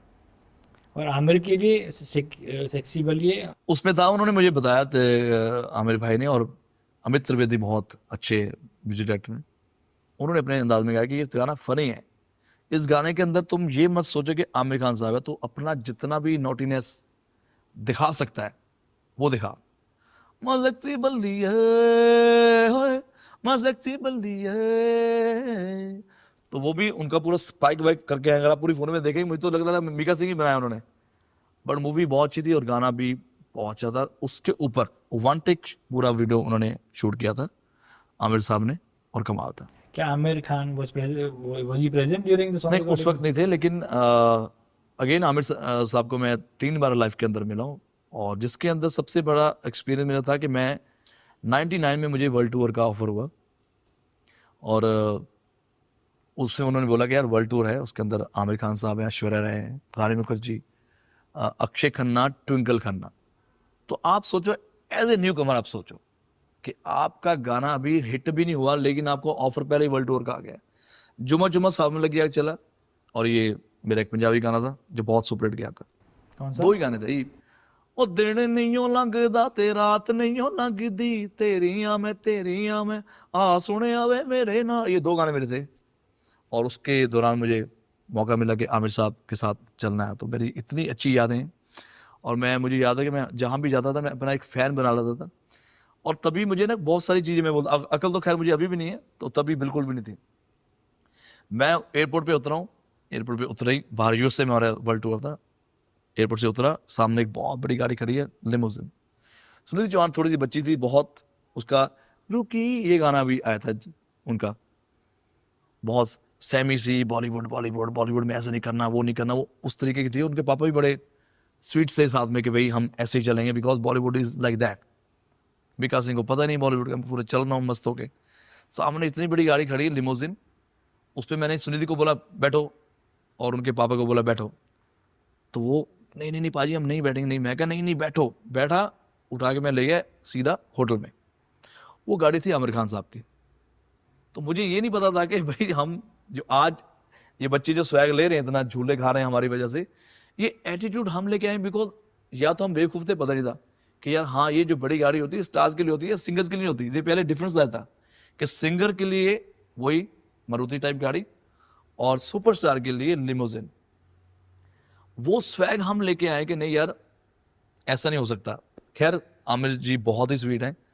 अब उनका स्वीट रूम था, मुझे नहीं पता कि भाई जो हम आजकल जो बेचारे सिंगर्स घूम रहे हैं इनको वो रूम मिलना चाहिए ट्विंस बेड वाला। मुझे लगा कि हम स्टार हैं, हम स्वीट में ठहरे, पता नहीं ना, जाके मैं आमिर भाई के रूम में ठहर के जाके, मुझे अभी याद है वो बहुत स्वीट है। उन्होंने ना, अब 2 कीज थी, वो कीज उनके नाम पे थी। मैं अंदर घुस गया जाके, बहुत ही अजीब सा वो रूम था, बहुत बड़ा रूम था, ये कनाडा में कोई होटल था। वो आए बड़े प्यार से, उन्होंने नॉक करा, तो मैंने खोला थोड़ा, ओ सॉरी ये आपका रूम है? मैं क्या हाँ सर ये मेरा रूम है। अच्छा अच्छा। वो बेचारे मेरे रूम में सो गए, शायद उनको अभी वो देखेंगे, शायद उनको पूरी बातें याद आ गई। तो ये चीज़ें मेरे साथ हुई हैं and he was very humble. फिर मेरी शो की टाइमिंग होती थी सिर्फ 10 मिनट के लिए, पर आमिर भाई ने बोला नहीं मिका बहुत अच्छा परफॉर्म करता है, शो में इसका 20 मिनट्स कर दो। 20 मिनट्स से फिर मैं आधे घंटे पे पहुंच गया। उस वक्त भी मुझे बेवकूफ़ को ये अकल नहीं थी कि ये आमिर खान है, इंडिया का बहुत बड़ा सुपरस्टार है, ये ऐश्वर्या राय है और ये अक्षय खन्ना है, इनके नंबर ले लो कि सर मुझे आपके लिए एक गाना गाना। ये मैंने कभी सोचा नहीं था। मुझे था कि जब मौका मिलेगा, जब मैं अपने आप को प्रूफ करूंगा, तो मुझे ये चांस मिलेगा। तो मैं जो चीज़ मुझे 2000 में मिल सकती थी वो मुझे मिली जाके 2007 में। Mika, at this point, would you please like to give us few lines of your song "Heer" from the film Tamasha? बिल्कुल, मैं लाइन्स से पहले छोटी सी आपको स्टोरी सुनाऊंगा, इंटरेस्टिंग है। कभी कभी मौका मिलता मुझे, ज़्यादातर मैं किसी भी पॉडकास्ट में जाता नहीं हूँ, बट आज मौका मिला आपके साथ तो बताने चाहिए कि मैं जब वो गाना एक जीमा अवार्ड था जिसके अंदर मैं और मनीष पॉल होस्ट कर रहे थे। एंड मनीष पॉल तो एक लेजेंड है ना अपने स्टेज का, मैं अपनी स्टेज का लेजेंड होऊंगा, लेकिन वो तो कमाल का बोलता है। अब उन्होंने मुझे बना दिया, नहीं जी विस्क्राफ्ट बोलते हैं, आप होस्ट करो मजा आएगा। मैं यार मेरे को पढ़ना नहीं आता, वो जो पढ़ के बोलते हैं ना टेलीप्रॉम्प्टर में, मेरे बस की बात नहीं। नहीं आप करो। Ladies and gentlemen, put your hands together. The rock star, superstar, the one and only Shahid Kapoor is coming to rock you guys. खत्म मेरी इंग्लिश। मनीष पॉल तो शुरू कर। उसी शो पे आए थे रहमान सर। अब वो क्या लिखा था, मेरा तो पढ़ना तो मेरे को आता ही नहीं कि साला इतना। अब तो मैंने बड़े प्रैक्टिस कर ली थोड़ी बहुत, पहला शो था। सो मैं क्या, ladies and gentleman put your hands together for the living legend, the one and only Rahman sir. Rahman sir, this year you will get a chance to work with me. Oh, nice. ठीक है, बोलना चाहिए था this year मुझे आपके साथ काम करना सर, मैंने उल्टा बोल दिया। अब रहमान सर का फ़ोन आ गया मुझे कि भाई तीसरे चौथे दिन आ जाओ। मेरी पूरी फट गई, मैं क्या पता नहीं वो क्या करेंगे। और फिर उनके असिस्टेंट बोले नहीं आपको गाना गाना है। मैं ओके ठीक है, चल के उनके मैं बिल्डिंग में गया हूँ और वहाँ पे नकास उनके साथी होते हैं, नकास अजीज़, आई थिंक वो डब कर रहे थे तभी गाने को। तो ये गाना था हीर तो बड़ी सैड आजकल वेरी मैड, न खाती पीती रो न गाना मुश्किल, प्यार की लू में इतनी जल गई, लू में जाना मुश्किल है, लू में जाना मुश्किल है, हीर की हालत कसम रब दी आजकल वेरी मैड। तो रहमान सर बोलते हैं और हमारे जो डायरेक्टर साहब हैं अली, इम्तियाज अली, हाँ इम्तियाज अली साहब, उन्होंने बोला कि ये गाना हैप्पी सैड सॉन्ग है। तो अक्सर मेरा जो एक दो ही गाने हैप्पी सैड सॉन्ग आए हैं, एक तो सुखबीर पाजी का तारे गिन हो, वो बेचारों ने सैड सॉन्ग बनाया था, कुमार साहब ने लिखा था कि ये सैड सॉन्ग है, और उसका सुखबीर जी ने डांसिंग नंबर बना दिया। मैंने गाना गाया था सावन में लग गई आग दिल मेरा हाय, ताकि ये सैड सॉन्ग है। वैसे ये सैड हैप्पी सॉन्ग है, हैप्पी सैड सॉन्ग है, जिसके अंदर दीपिका जी हैं। और जब मैं ये गाना गा रहा था तो बार बार निकास का एक अपना स्टाइल है, जो वो चाहते थे मैं ऐसे गाऊं। जब 15 मिनट हो गए तो रहमान सर आके खुद बैठ गए रिकॉर्डिंग में। मैं और डर गया, मैं क्या रिकॉर्ड करेंगे, क्योंकि मैंने सुना था कि जब जावेद अली साहब ने कोई गाना रिकॉर्ड किया था उनका, हो कैसे मुझे तुम मिल गए, तो मैंने सुना था कोई 12-12 घंटे गवाते हैं। तो व्हाट इज़ द प्रॉब्लम, उन्होंने बोला। मैं द प्रॉब्लम इज़ कि नकाश चाहते मैं वैसे गाऊं जैसे उनका स्टाइल है। तो रहमान सर बहुत स्वीट हैं, बहुत स्वीटली बोला, so what is your style. मैं क्या, I don't have any style but I will try in my style.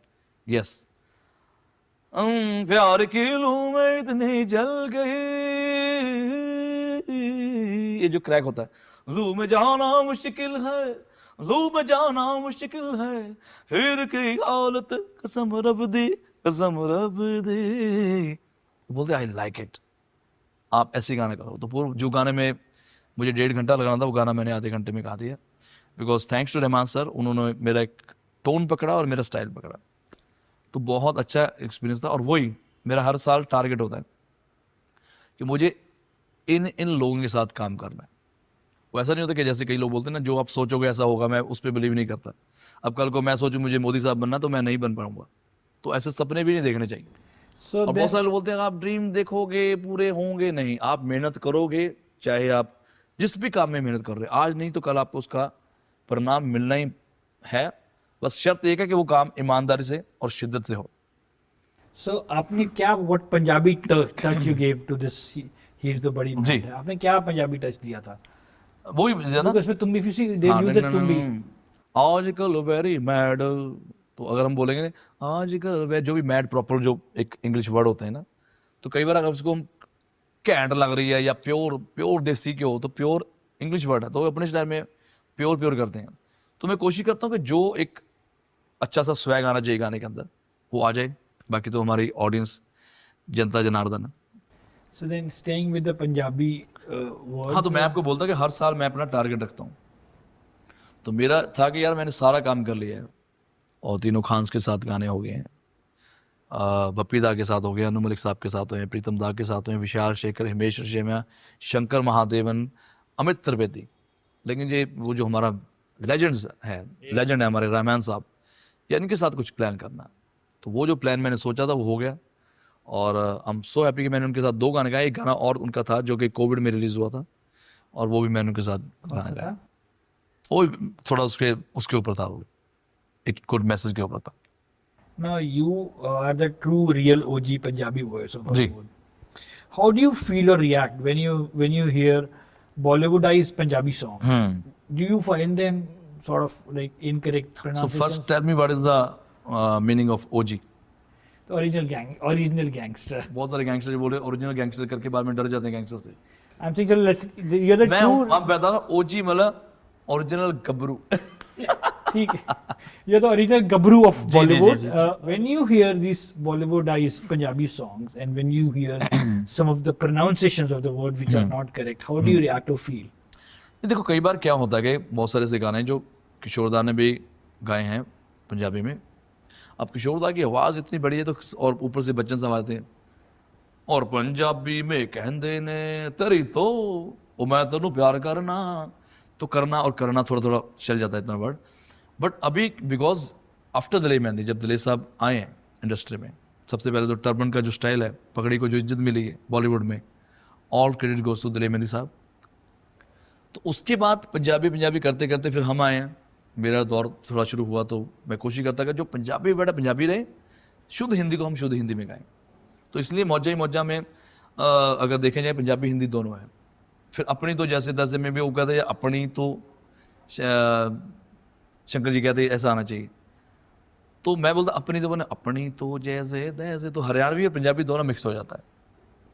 I asked this because many years ago when you were recording a song with ji. Himesh Reshammiya, ji ji and you actually corrected him and told him that there was a word which was that was a Punjabi word, and you told him that this will be pronounced in ji. this way, not the way he was asking you to. Do you remember that? वो यही था ना अखाड़ा, मैं उतरा आज। एक और था अपना, ये गाना था अपना, ये रानी तू मैं राजा, ये गाना था ना, शायद इसमें वो वर्डिंग थी। कोई पंजाबी टोन का भी गाना था नहीं? पंजाबी टोन का यही था अपना, जो मैं आपको आज, मैं उतरा आज इश्क दे अखाड़े, बजा दे देसी बीट ढोलिया। हाँ। तो मैंने ढोलिया ही बोला उनकी जगह, लेकिन बजा दे देसी बीट ढोलिया ये है एक्चुअली में। पर मैंने उनके लिए ढोलिया ही गाया, कहते नहीं हमें यही चाहिए, बिकॉज ढोला ऐसा भी चलता है।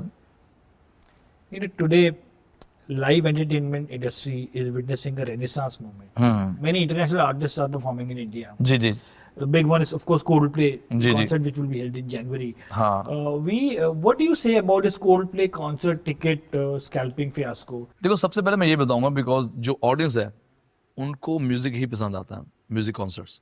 तो ये तो ट्रू है कि अगर म्यूजिक कॉन्सर्ट में लोग आ रहे हैं, गैदरिंग हो रही है, तो होनी चाहिए, बिकॉज हम सब म्यूजिक को प्यार करते हैं। और ये आज से सिलसिला नहीं चल रहा, ये मुझे याद है अंधेरी स्पोर्ट्स क्लब या नेहरू स्टेडियम मैंने 2015 में भर दिया था, 70,000 बंदा था। अगर आप यूट्यूब पे जाके देखेंगे you will see that video. और 2001 में मैंने अंधेरी स्पोर्ट्स क्लब में परफॉर्म किया था, 50,000 बंदे थे, और दलेप पाजी ने तो लाइन लगा रखी थी जहाँ भी शोज़ करते थे, बिकॉज लोगों को एंटरटेनमेंट चाहिए। और उसमें ये नहीं कि हर कोई किसी का भी शो हिट नहीं जा रहा। आज की डेट में जितने भी शोज़ हैं सभी सक्सेसफुली जा रहे हैं। आप जितने भी शोज़ देख रहे हैं, यहाँ तक कि अगर विशाल मिश्रा भी करता उसका भी सोल्ड आउट ही जा रहा है, बिकॉज जो ऑडियंस है उनको सिंगर्स बहुत पसंद है, उनको एक्चुअली म्यूजिक बहुत पसंद है। तो अगर सिंगर अच्छा परफॉर्मर हो, ऊपर से नाम वाला हो, तो ऑडियंस आएगी। अब कम्स टू टिकट्स, हो टिकट्स पे मुझे डाउट होता है कि इतना जो बंदा भरता है, और वो जो टिकट्स होती हैं इनकी वेबसाइट पे होती हैं, आपको वो टिकट्स कहीं नज़र भी नहीं आएंगी। और बहुत सी ऑडियंस वो टिकट की फ़ोटो भी नहीं डालती कि हमने ये टिकट ली है, समवेयर वो वाया आती है। हाँ, ऐसा नहीं कि अगर आपने शोर मचा दिया तो डेफिनेटली 50% ऑडियंस जो है वो टिकट लेके ही आती होगी, ऐसा हो सकता है। 50% ऐसे ही घुस जाते होंगे या उनको पासेस मिलते होंगे। अब जैसे कोल्ड प्ले का मैं बहुत बड़ा फ़ैन हूँ, हालांकि मुझे गाना कोई भी नहीं याद। ऐसे ही हर बंदा बोलेगा मैं फ़ैन हूँ, उसको गाना नहीं याद होता। पॉपुलर है, बहुत सारे लोग उनको प्यार करते हैं, डेफिनेटली बहुत अच्छे आर्टिस्ट हैं। तो इसमें मैं कोल्ड प्ले बैंड को मैं कुछ नहीं बोलना चाहूँगा, बट नॉर्मली जो टिकट्स का जो फंडा है, 3 मिनट्स में टिकट्स बिक गई, कैसे पॉसिबल है यार? क्या 3 मिनट्स में तुम इतने लोग बैठे हो कंप्यूटर पे कि हाँ ऐसा तुम ध्यान दे रहे हो? ऐसा तो हो नहीं। अगर आप स्वाइप भी करते हो तो उसको कैसे पॉसिबल है कि 3 मिनट्स में इतने ही टिकट्स बिक जाएं? उसके बाद अभी आप देखोगे तो बोलेंगे यार टिकट्स आर अवेलेबल, टिकट्स हैं, टिकट ले लो, सोल्ड आउट, टिकट ले लो। आधे सिंगर्स का ये हो रहा है कि उन्होंने शो डाल दिया, मेरा शो हो रहा है, लेट्स से कि भाई चलो अंधेरी स्पोर्ट्स क्लब में हो रहा है, सॉरी मेरा शो हो रहा है 13 जुलाई को, उसके अंदर एड्रेस ही नहीं है, कहाँ हो रहा है, वेन्यू का नाम नहीं पता, सोल्ड आउट। ऐसे कैसे भाई? कोई वेन्यू होगा, लोग इतने बेवकूफ नहीं है कि उन्होंने टिकट ले ली, हाँ तो जहां बोलेगा वहां पे आ जाएंगे। सो ऑडियंस आर देयर हर शो पे। अभी मैं कहीं शो करता हूँ तो 12-15 हज़ार तो आम लोग आ ही जाते हैं, बट उस पर डिपेंड है कि टिकट्स वाले लोग कितने हैं, बिकॉज इंडिया में अभी फैशन नहीं है कि वो टिकट्स खरीद के जाएं। और स्पेशली कुछ जगह ऐसी जहाँ पे बिल्कुल ही लोग टिकट, मैं उस सिटी का नाम नहीं लूँगा, टिकट लेनी नहीं है उनको। ऐसी अगर हम स्पेशली कनाडा में जाएंगे तो कनाडा में जो हमारे हार्डकोर पंजाबीज हैं उनको मेले का शौक है। मेले मतलब दिवाली मेला, वैसाखी मेला। आपको मेरे शो पे 2 लाख बंदे आए हैं, बट उनको वही है कि भाई हम शो देखेंगे, पतंगे उड़ाएंगे, जलेबी खाएंगे, टिकट पे पैसे नहीं खर्च करेंगे। तो अगर कनाडा में भी या कहीं भी इतना क्राउड आ रहा है, हाउ इज़ दैट पॉसिबल? बस वो मुझे भी सीखना है, मे बी चमत्कार हो ही रहा होगा। बट नॉर्मली अगर आप बड़े से बड़े किसी भी सुपरस्टार का शो आप कहीं भी रख दो, अभी आप सबसे बड़ा एग्जांपल देखो कि अगर आईफा अवार्ड्स आप देखेंगे, आईफा अवार्ड्स में तो सारे सिंगर्स हैं, सारे ही एक्टर्स हैं। मैंने परफॉर्म किया था आईफा अवार्ड में जहाँ पे रहमान सर भी थे, ये था हमारा न्यूयॉर्क में, जहाँ की कैपेसिटी थी 40,000, और सभी स्टार्स, चाहे आप किसी भी स्टार का नाम लेंगे, किसी भी सुपरस्टार का नाम लेंगे, किसी भी बड़े सिंगर का नाम लेंगे, वहाँ पे लोग 22,000 आए, 20,000 only 20,000 people were there, audition इतनी आई। तो वो झोल क्या है मुझे नहीं समझ आई। एक तरफ इतना तुम आईफा अवार्ड में भर जाते हो, ये मुझे खुद विस्क्राफ्ट वाले बोलते हैं यार समझ नहीं आती कि जो नंबर ऑफ टिकट्स जानी चाहिए समहाउ वही किसी का मामा, किसी का फूफा, किसी का पॉलिटिशियन, या कुछ टिकट्स ऐसी होती जो हमें देनी पड़ती हैं। तो टिकट्स खरीद कौन रहा है? अगर खरीद रहा है तो हम तो सारी, तो तुम्हें पूरा बुफे बना के दे दिया, ये लो जी, कौन सा हीरो चाहिए, कौन सा पॉप सिंगर चाहिए, कौन सा प्लेबैक सिंगर चाहिए, ये सारे आपको इस अवार्ड फंक्शन में हम दे रहे हैं, टिकट नहीं बिकती। मगर यंगस्टर्स देते हैं ticket if you go to these concerts. I've been to and I've seen many हाँ। youngsters, नए बच्चे। देखो नॉर्मली अगर आप किसी भी क्लब में जाएंगे, सैटरडे को जाओ, बहुत ही नॉर्मल बात है कि 1.5 लाख 2 लाख का टेबल बिकता है, जिसके अंदर 10 लोग बैठे होते हैं, it's a common thing. But वहां पे ड्रिंक सर्व होती है। आप किसी सिंगर को मत बुलाओ, किसी स्टार को मत बुलाओ, आप NSA मैं वही कह रहा हूँ, हाँ, आप yeah. किसी सैटरडे में जाओगे, अगर ड्रिंक्स आर देयर तो कहीं ना कहीं बहुत सारे क्राउड आ जाते हैं, ये नॉर्मल बात है। हाँ, और म्यूजिक को सारे लव प्यार करते हैं, सारे म्यूजिक लवर्स हैं, बट इतनी टिकट्स अगर आप बोलोगे यार एकदम से 25,000 बंदा आ गया, जैसे अब कोल्ड प्ले में मैं आपके जैसे कैमरा मैन उनको पूछूंगा, उनको नहीं पता कौन है, तो ये कौन लोग जो टिकट खरीद के वहां पहुंच जाते हैं। और अगर कोई सिंगर आया जिसके 4 गाने हिट नहीं है, तो आप पूरे शो पे क्या करोगे और क्या लोग सोच के जाएंगे? हाँ, अगर लिपसिंग चल रही है, सीडी चल रही है, तो फिर तो डीजे भी चल सकता है। अभी मैंने चेतस का सॉन्ग शो कहीं देख रहा था, इतना बड़ा क्राउड है, हो सकता है कि मैं लोलापालूजा लास्ट टाइम कवर कर रहा था, तो लोलापालूजा में lot of people were saying they really want Coldplay to come in India and perform. So I think there is an audience who are willing to audience है। आप Justin Bieber का जो show हुआ था, आप उनकी team को बुला के पूछो कि कितनी टिकट्स बिकी, लॉस है, पर वो सच नहीं बताएंगे, वो और मुर्गा लेके आएंगे, हाँ भाई पैसे लगा हम ये कर देंगे, बहुत सारे बेचारे। हाँ, अगर आपका शो स्पॉन्सर्ड है तो आपका शो हिट है। और स्पॉन्सर्ड में क्या होता है, लेट्स से कोई भी किसी कंपनी ने आपका शो स्पॉन्सर कर दिया, तो उसके खुद के ही मेंबर्स बहुत होते हैं, 10,000 15,000। अक्सर मैं जितने भी हम शोज करते हैं तो उनकी खुद की ही टिकट्स बहुत सारी हो जाती है, पासेज हो जाती है, तो क्राउड भर जाता है। You know, then what you like to say about, you know, certain singers have been criticized कि उनके गानों में they promote alcohol और violence और drugs। आई डोंट थिंक ये सारी हमें सिंगर्स पे रोक टोक लगानी चाहिए कि भाई तुमने ऐसा कराया था। जो ऑडियंस को पसंद आता है, अगर ऑडियंस को, अब कोई भी क्लब में जा रहा हो, जाके डेफिनेटली दारू ही पिएगा बेचारा, वहाँ पे वो छोले भटूरे तो खा के आएगा नहीं। तो अगर ये हर चीज़ अवेलेबल है मार्केट में, तो लोग अगर पीते हैं तो क्योंकि बिकती है। Cigarette is not good for health, हर जगह में, थिएटर में भी उसकी आती है लेकिन फिर भी उसकी सेल हो रही, तो या तो हम उसकी सेल हटा दें तो उस पर गाने ना बने। और नॉर्मली तो जब भी किसी की शादी होती है, पार्टी में लोग अक्सर ड्रिंक करते हैं, और पार्टी में उनको अपने तरीके के गाने चाहिए। अगर हम किसी और जगह पे जाते हैं, दिवाली पे लोगों को दिवाली के गाने चाहिए, हम ईद पे जाएंगे तो ईद के गाने चाहिए। तो आई डोंट थिंक इस पर कोई रोक टोक होनी चाहिए, बिकॉज आर्टिस्ट को कभी हम बाउंड नहीं कर सकते। आर्टिस्ट वो करता है जो ऑडियंस को पसंद है, और ऑडियंस ने ही आर्टिस्ट को बनाया होता है। तो ये हमारी मजबूरी नहीं कि हमको ड्रिंक, मैंने गणपत गाना गाया था, एक गणपत चल दारूला, आइस ज़्यादा थोड़ा कम, थोड़ा पानी मिला, थोड़ा टेबल वेबल साफ कर देना। तो मैं कहूँगा, मैं तो दारू है दवा, मैं उसकी बात कर रहा हूँ। बट नॉर्मली गाने, मगर वो एक फिल्म का गाना था, फिल्म का गाना था, हाँ, नॉन फिल्म स्पेस में की बात जी हो जी रही जी जी जी। तो देखो ऑडियंस को पसंद आता है तो वो चीज़ चलती है। हाँ, अगर ऑडियंस ही मना कर दे भाई आज के बाद आप ये गाने, दारू पे गाने मत गाओ या गैंगस्टर सॉन्ग मत बनाओ, तो समझ आती है। You know, बट मेरी एक छोटी एडवाइस होती है कि अगर हमारा कोई भी ऐसा शो होता है, जैसे मैं बहुत कम गाना ही गाता हूँ, ये जो मेरा गणपत है, बिकॉज में बहुत सारी थोड़ी सी गालियाँ भी हैं गाने में। उस वक्त तो बहुत बड़ा बवाल हो गया था, मीका सिंह ने गालियाँ दी, आजकल हर बच्चा स्टेज पे गालियाँ दे रहा है और न्यूज़ भी नहीं बन रही। मेरी ये एक ज़रूर रिक्वेस्ट है सभी मेरे सिंगर से, मेरे भाई जितने भी हैं, कि उस शो पे ये ज़रूर बताओ कि हम ये गाना गाने वाले हैं, ताकि हम उस ऑडियंस को ही टारगेट करें। अगर मेरे शो पे 10 साल का बच्चा आ रहा है और मैं एक गणपत चलता रहा, उसकी माँ की उसकी बैंड की मैं करूँगा, तो समहाउ वो शायद उसी को फॉलो करेगा। मेरे जो क्लब शोज़ होते हैं, मुझे पता है यहाँ लोगों ने दबा के दारू पीनी है, तो मैं कोशिश करता हूँ वहीं पे गाना गाऊँ। अगर मैं देखता हूँ कि फैमिली क्राउड है, यहाँ पे गैंगस्टर या ये मेरा गाना है, ओ लैला तेरी ले लेगी तू लिख के ले ले, ये गाना मैं कभी लाइव शो पे नहीं गाता। ले लेगी वर्ड तो आई नो यूथ इसको फॉलो करेगा, मे बी यूथ को पसंद भी आएगा। ओ लैला तुझे लुट लेगी तू लिख के ले, लुट ले कर देता हूँ मैं। और 99% ये गाना मैं वहाँ नहीं गाता जहाँ पे बच्चे होते हैं। तो यही अगर बाकी सिंगर्स भी फॉलो करें, अगर वहाँ पे छोटे छोटे बच्चे हैं तो कोशिश करो उसमें हम दारू के और गैंगस्टर वाले गाने ना गाएं। Then coming back to your voice, जी।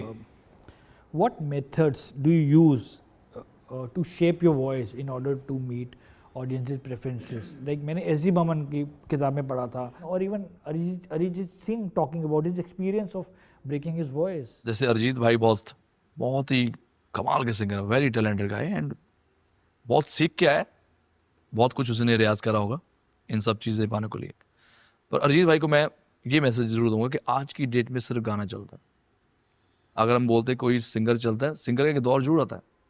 हाँ, अगर हम आज के बाद 20 साल भी देखेंगे तो Arijit will be here only, because वो खिलाड़ी है, वो लाइव शो भी करता है। लेकिन आजकल गाना चलता है।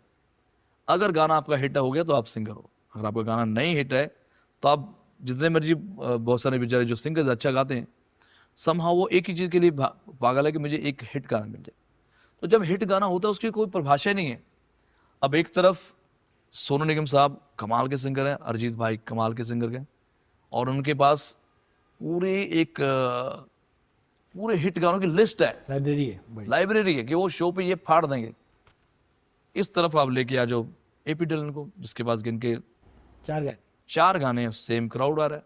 यू कैन नॉट से अरिजीत बेटर देन एपी और एपी बेटर देन अरिजीत। कहाँ अरिजीत के 200 गाने जिन्होंने पूरा रियाज करा है, एंड अगर आप एपी के फैंस को आप बोल दोगे यार एपी बकवास है, उनके फैंस तोड़ फोड़ कर देंगे आपको। कहाँ उसी लीग में बिक्का सिंह है और हाँ, करण औजला भी है। आज करण औजला भी है। करण औजला के भी, he is a talented guy, he is a very good writer. अगर आप दिलजीत को भी देंगे, दिलजीत बहुत टाइम से बेचारा लगा हुआ गाने, आज उसका टाइम है। बट यू कैन नॉट से कि Diljit is better, AP is not better, और Karan Aujla is not better. उन सबकी अपनी ऑडियंस है। नहीं, मैं तो मानता हूँ कि दिलजीत भी बेटर है और मिक्का भी बेटर है। नहीं, मैं इनकी लिस्ट में नहीं हूँ। मैं बहुत ऊपर, मैं इनकी लिस्ट में आना नहीं चाहता। कि जब बहुत तगड़े हो जाएंगे, बहुत अच्छे हो जाएंगे, तब ये सोचेंगे इन्होंने करना क्या है इनको, तब ये मुझे फॉलो कर देंगे। चश्मा पहनना शुरू हो गए सारे, अब ये घोड़े भी लेंगे। तो ये चीज़ें दिखाने के लिए एक आपको सामने इंस्पिरेशन मिलनी चाहिए, वो मैं इन सबको देता हूँ। इनको मैं जगाता हूँ कि बेटा तुम अच्छी इंटरव्यू कर सकते हो, खुले दिल से बोल भी सकते हो, डरना छोड़ दो। नहीं तो पहले ये हाल होता था कि सिंगर को सीधा गोली मारते थे।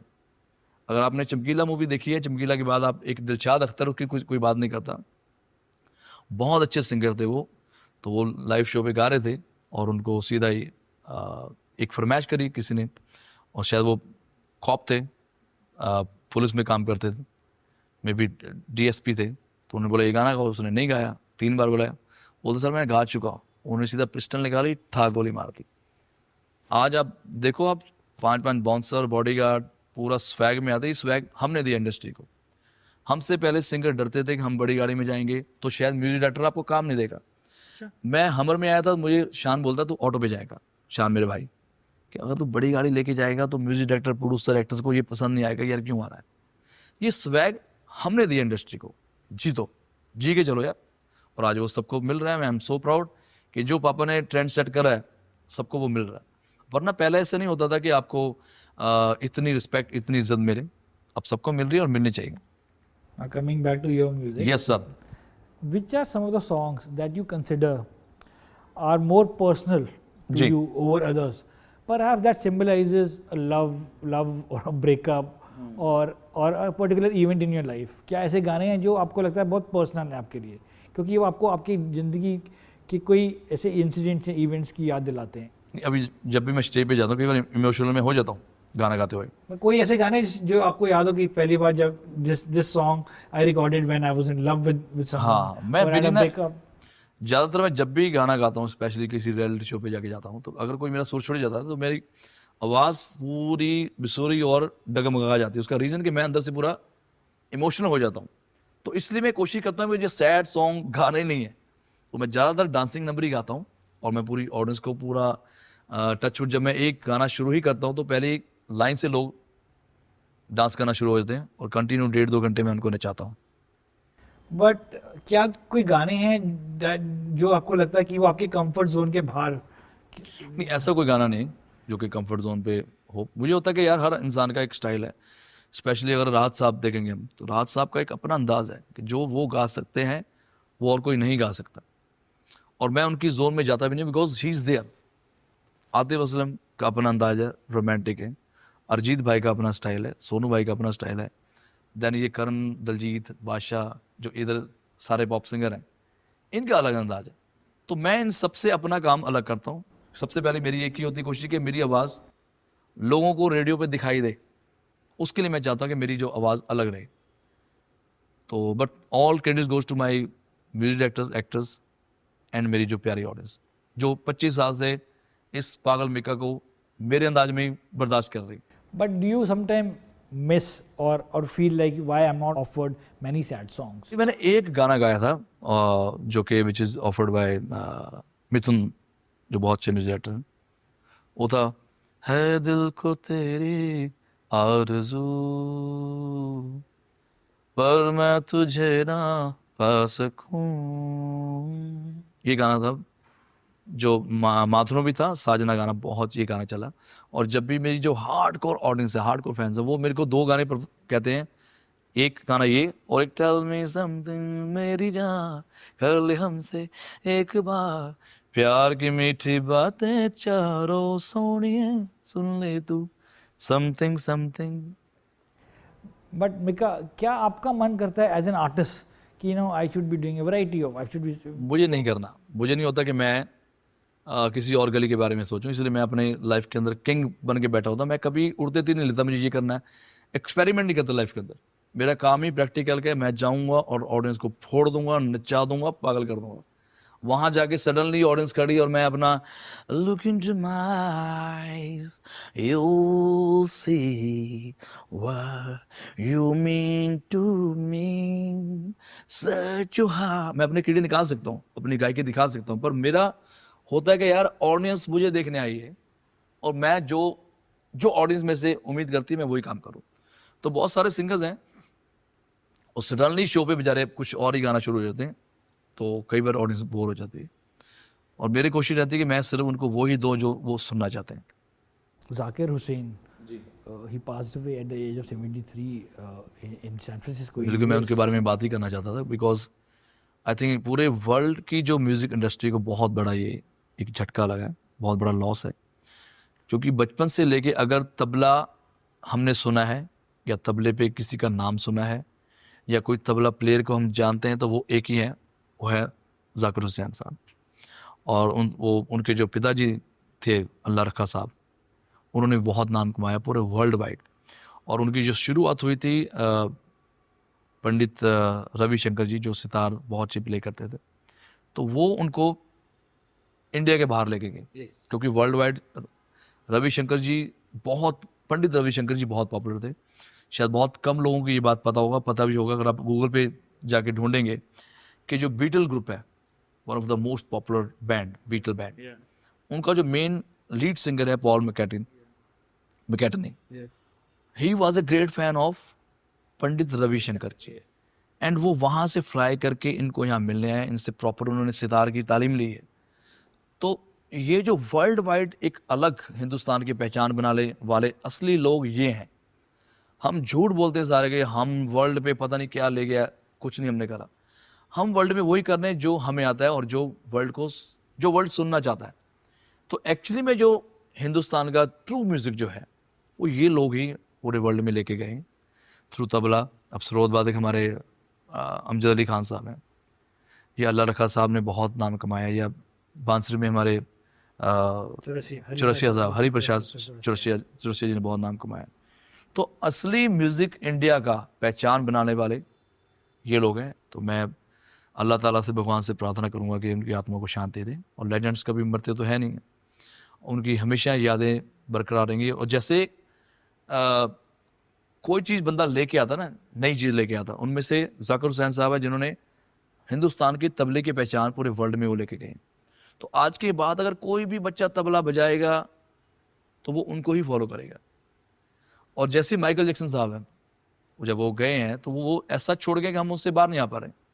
जो भी बड़ा पॉप सिंगर होगा, उसकी लाइटिंग, उसकी प्लानिंग, उनकी लाइव शोज, वो सिर्फ वही कॉपी करेगा जो माइकल जैक्सन ने करी हैं। तो ऐसी बहुत कम लोग होते हैं जो एक लेगेसी और एक अपना स्टाइल और अपना हुनर दुनिया को दे के जाते हैं, जिसको हम सारे लोग फॉलो करते हैं। उनमें से जाकिर हुसैन साहब। कभी आप मिले थे उनसे? मैं मिला हूँ और बहुत अच्छी पंजाबी वो मेरे साथ बोली उन्होंने। मैं वही जिमा वार्ड में मैं मिला था। खैर दिलीप भाई तो बहुत बार उनको मिले, तो बहुत अफसोस रहेगा कि इतने बड़े लेजेंड्स चले गए हैं, पर भगवान उनकी आत्मा को शांति दे। क्या आपको याद है आपने क्या आपकी बातचीत उनके साथ क्या की थी? तो मुझे देख के वो पंजाबी में शुरू किया, होर मिके की हाल मैं भाई सत श्री अकाल मैं थोड़ा, बिकॉज अल्लाह रखा साहब भी बहुत अच्छे पंजाबी बोलते थे एंड आई गेस वो पंजाबी ही थे। और बहुत अच्छा उन्होंने अपना, जितने अच्छे वो आर्टिस्ट थे उतने ही अच्छे वो इंसान, वेरी डाउन टू अर्थ। उनकी बॉडी लैंग्वेज में कभी लगता नहीं था कि हम जाकिर हुसैन साहब के साथ बैठे हैं या पाँव छू रहे हैं उनके। Oh, nice. And finally, Mika, when you do your stage shows, your music shows, which are some of the songs with which you like to start your show, and the one that you always end your show with? देखो normally मैं अभी जब से मेरा गाना दमादम मस्त अंदर आया तो सबसे पहला गाना मैं यही गाता हूँ, बिकॉज मेरे पास कोई स्लो गाना ही नहीं है। ये बड़ी अच्छी और अजीब बात है, तो उसके लिए मैं कोशिश करता रहता हूँ। जैसे मैंने कुमार सानू साहब का गाना है, नजर के सामने जिगर के पास कोई रहता है वो हो तुम। तो मैं कोशिश करता हूँ ये गानों से भी मैं शुरुआत करूँ, ताकि क्योंकि मेरा गाना ही सारे डांसिंग है, तो मेरा दूसरा गाना ही मौजा आता, तो लोग पहले ही इतना पागल हो जाते। फिर मुझे जो वहाँ की सिक्योरिटी होती है, ऑर्गेनाइजर होते हैं कि भाई इनको बिठाओ, तो मेरे शो पे बड़ा मुश्किल होता है कि लोग टिक पाएँ। और पंजाबी गाने में इसलिए गाता हूँ कूद के स्टेज पे ही आ जाते हैं। तो मेरे पास यही 2-4 गाने हैं। फिर मैं ये भी गाता हूँ, तुम जो मिल गए हो तो ये लगता है कि जहां मिल। तो जब ऑडियंस मेरे साथ गुनगुनानी होती है तो मैं स्लो एक मेडली जरूर गाता हूँ, ताकि लोग बैठ जाए, शांत हो जाएं, अदरवाइज वो डांस ही करते रहते हैं। और क्लोजिंग सॉन्ग कौन सा होता है? क्लोजिंग में जैसे सुबह होने ना दे, तो उसके अंदर दिलीप पाजी की जो मेडली होती है, तारा रारा, जो सारे सिंगर्स गाते हैं, तो मैं वो उससे क्लोज करता हूँ। आपका कोई अपना गाना नहीं सर क्लोज करता? सुबह होने से शुरू करता हूँ, ओके। देन फिर बिकॉज उस पर पूरा शो यहाँ पे छोड़ के मुझे भागना ही होता वहाँ से। Well, with that, I want to thank you for taking time out and talking to me. Thank you Vishal भाई। आप बिलीव करें कि इतने पॉडकास्ट चल रहे हैं और सभी लोग बेचारे पॉपुलर भी हो रहे हैं। मीका सिंह आपको कहीं किसी पॉडकास्ट में नजर नहीं आएगा, बिकॉज मुझे जरूरत नहीं कि मैं किसी के साथ बैठ के अपनी प्रशंसा करूं, मैं अपने बारे में बताऊं, because king is always king. But with you I am so happy कि आप आए हैं। और स्पेशली मुझे लगा कि हाँ, पुष्पा 2 सुपरहिट गई, और जब मैंने ये मूवी देखी है, बहुत ही प्यारी मूवी है, अमेजिंग मूवी है, और कमाल का एक्ट है। स्पेशली उनका एक परफॉर्मेंस था जिसमें वो काली माता का रूप धारण करके आते हैं, उसमें तो पूरा गूज़बम्प आपके गूज़बम्प खड़े हो गए थे मेरे, कि he is the fantastic artist, actor and the director, जिन्होंने इतनी अच्छी ये फिल्म बनाई है, कमाल के डायरेक्टर हैं। और हमारे Ganesh Acharya ji, I love you sir, you are great. Thank you so much. And जाते जाते, like you end your music shows, would you please like to give us a medley of your famous songs? शाम इस time मेरा गला नहीं खुलता, लेकिन मैं आपको 2 लाइनें सुनाता हूँ। ये जो गाना है इसकी भी स्टोरी है, सुबह होने ना दे, विच इज़ कंपोज बाय हमारे लेजेंड प्रीतम दा ने ये गाना रिकॉर्ड कराया थे। बोलते यार वो जो जैसे अमिताभ बच्चन बोलता है तेनू मैं लव करदा, तो ऐसा चाहिए अमिताभ बच्चन साहब और मीका सिंह का मिक्स करके आवाज़ निकालो, एटीट्यूड और मेलोडी। तो इस गाने में बोलते हैं शायद गाना यार अक्षय पाजी को पसंद नहीं है, शायद ये गाना रिलीज ना हो, पर तू गाना चाहता है। मैं क्या, मुझे गाना, मेरे को 2 ऑप्शन थी, इंग्लिश ठुमके, तो मैं क्या नहीं, मुझे ये गाना गाना है। अच्छा। तो यकीन मानो जब ये गाना आया, ये गाना फिल्म का 4th सॉन्ग है, ये फिल्म का टाइटल सॉन्ग नहीं। इसके जैसे ये गाना रिलीज हुआ उसके पहले कौन से गाने थे, ये गाना नंबर 1 हो गया, ऐसा लगता है ये टाइटल सॉन्ग है। तो ये गाना मैं आपको सुनाता हूँ। और इस गाने में एक बात मैंने और चीज़ करी थी कि जब मैं इंडस्ट्री में आया उसमें पहले रूल था कि 2 एक्टर्स के लिए, 2 हीरोज़ के लिए 2 सिंगर्स की ज़रूरत होती थी। तो जब से मैंने एंट्री मारी, मैं एक गाना गाता हूँ तो उसके अंदर 4-4 हीरो डांस कर रहे होते हैं। Example Ganpat, Singh is king, अपनी तो जैसे तैसे, अक्षय भाई है उसके अंदर, रितेश एंड अर्जुन रामपाल। देन इस पे आ जाओ अपने जो सुबह होने ना दे में Desi voice. अक्षय कुमार और जॉन इब्राहिम। तेनू मैं लव करदा बेमतलब करदा हो बाहों में आ सोनिए बस आज रात के लिए साडी तां देसी है अदा साडे ते हो जाने फिदा हो बाहों में आ सोनिए बस आज रात के लिए सुबह होने ना दे साथ खोने ना दे एक दूसरे को हम सोने ना दे मैं तेरा hero. Lovely. Thank you, Vishal. Nice meeting you. Thank you so much. Thank you, Vishal ji. Thank you so much.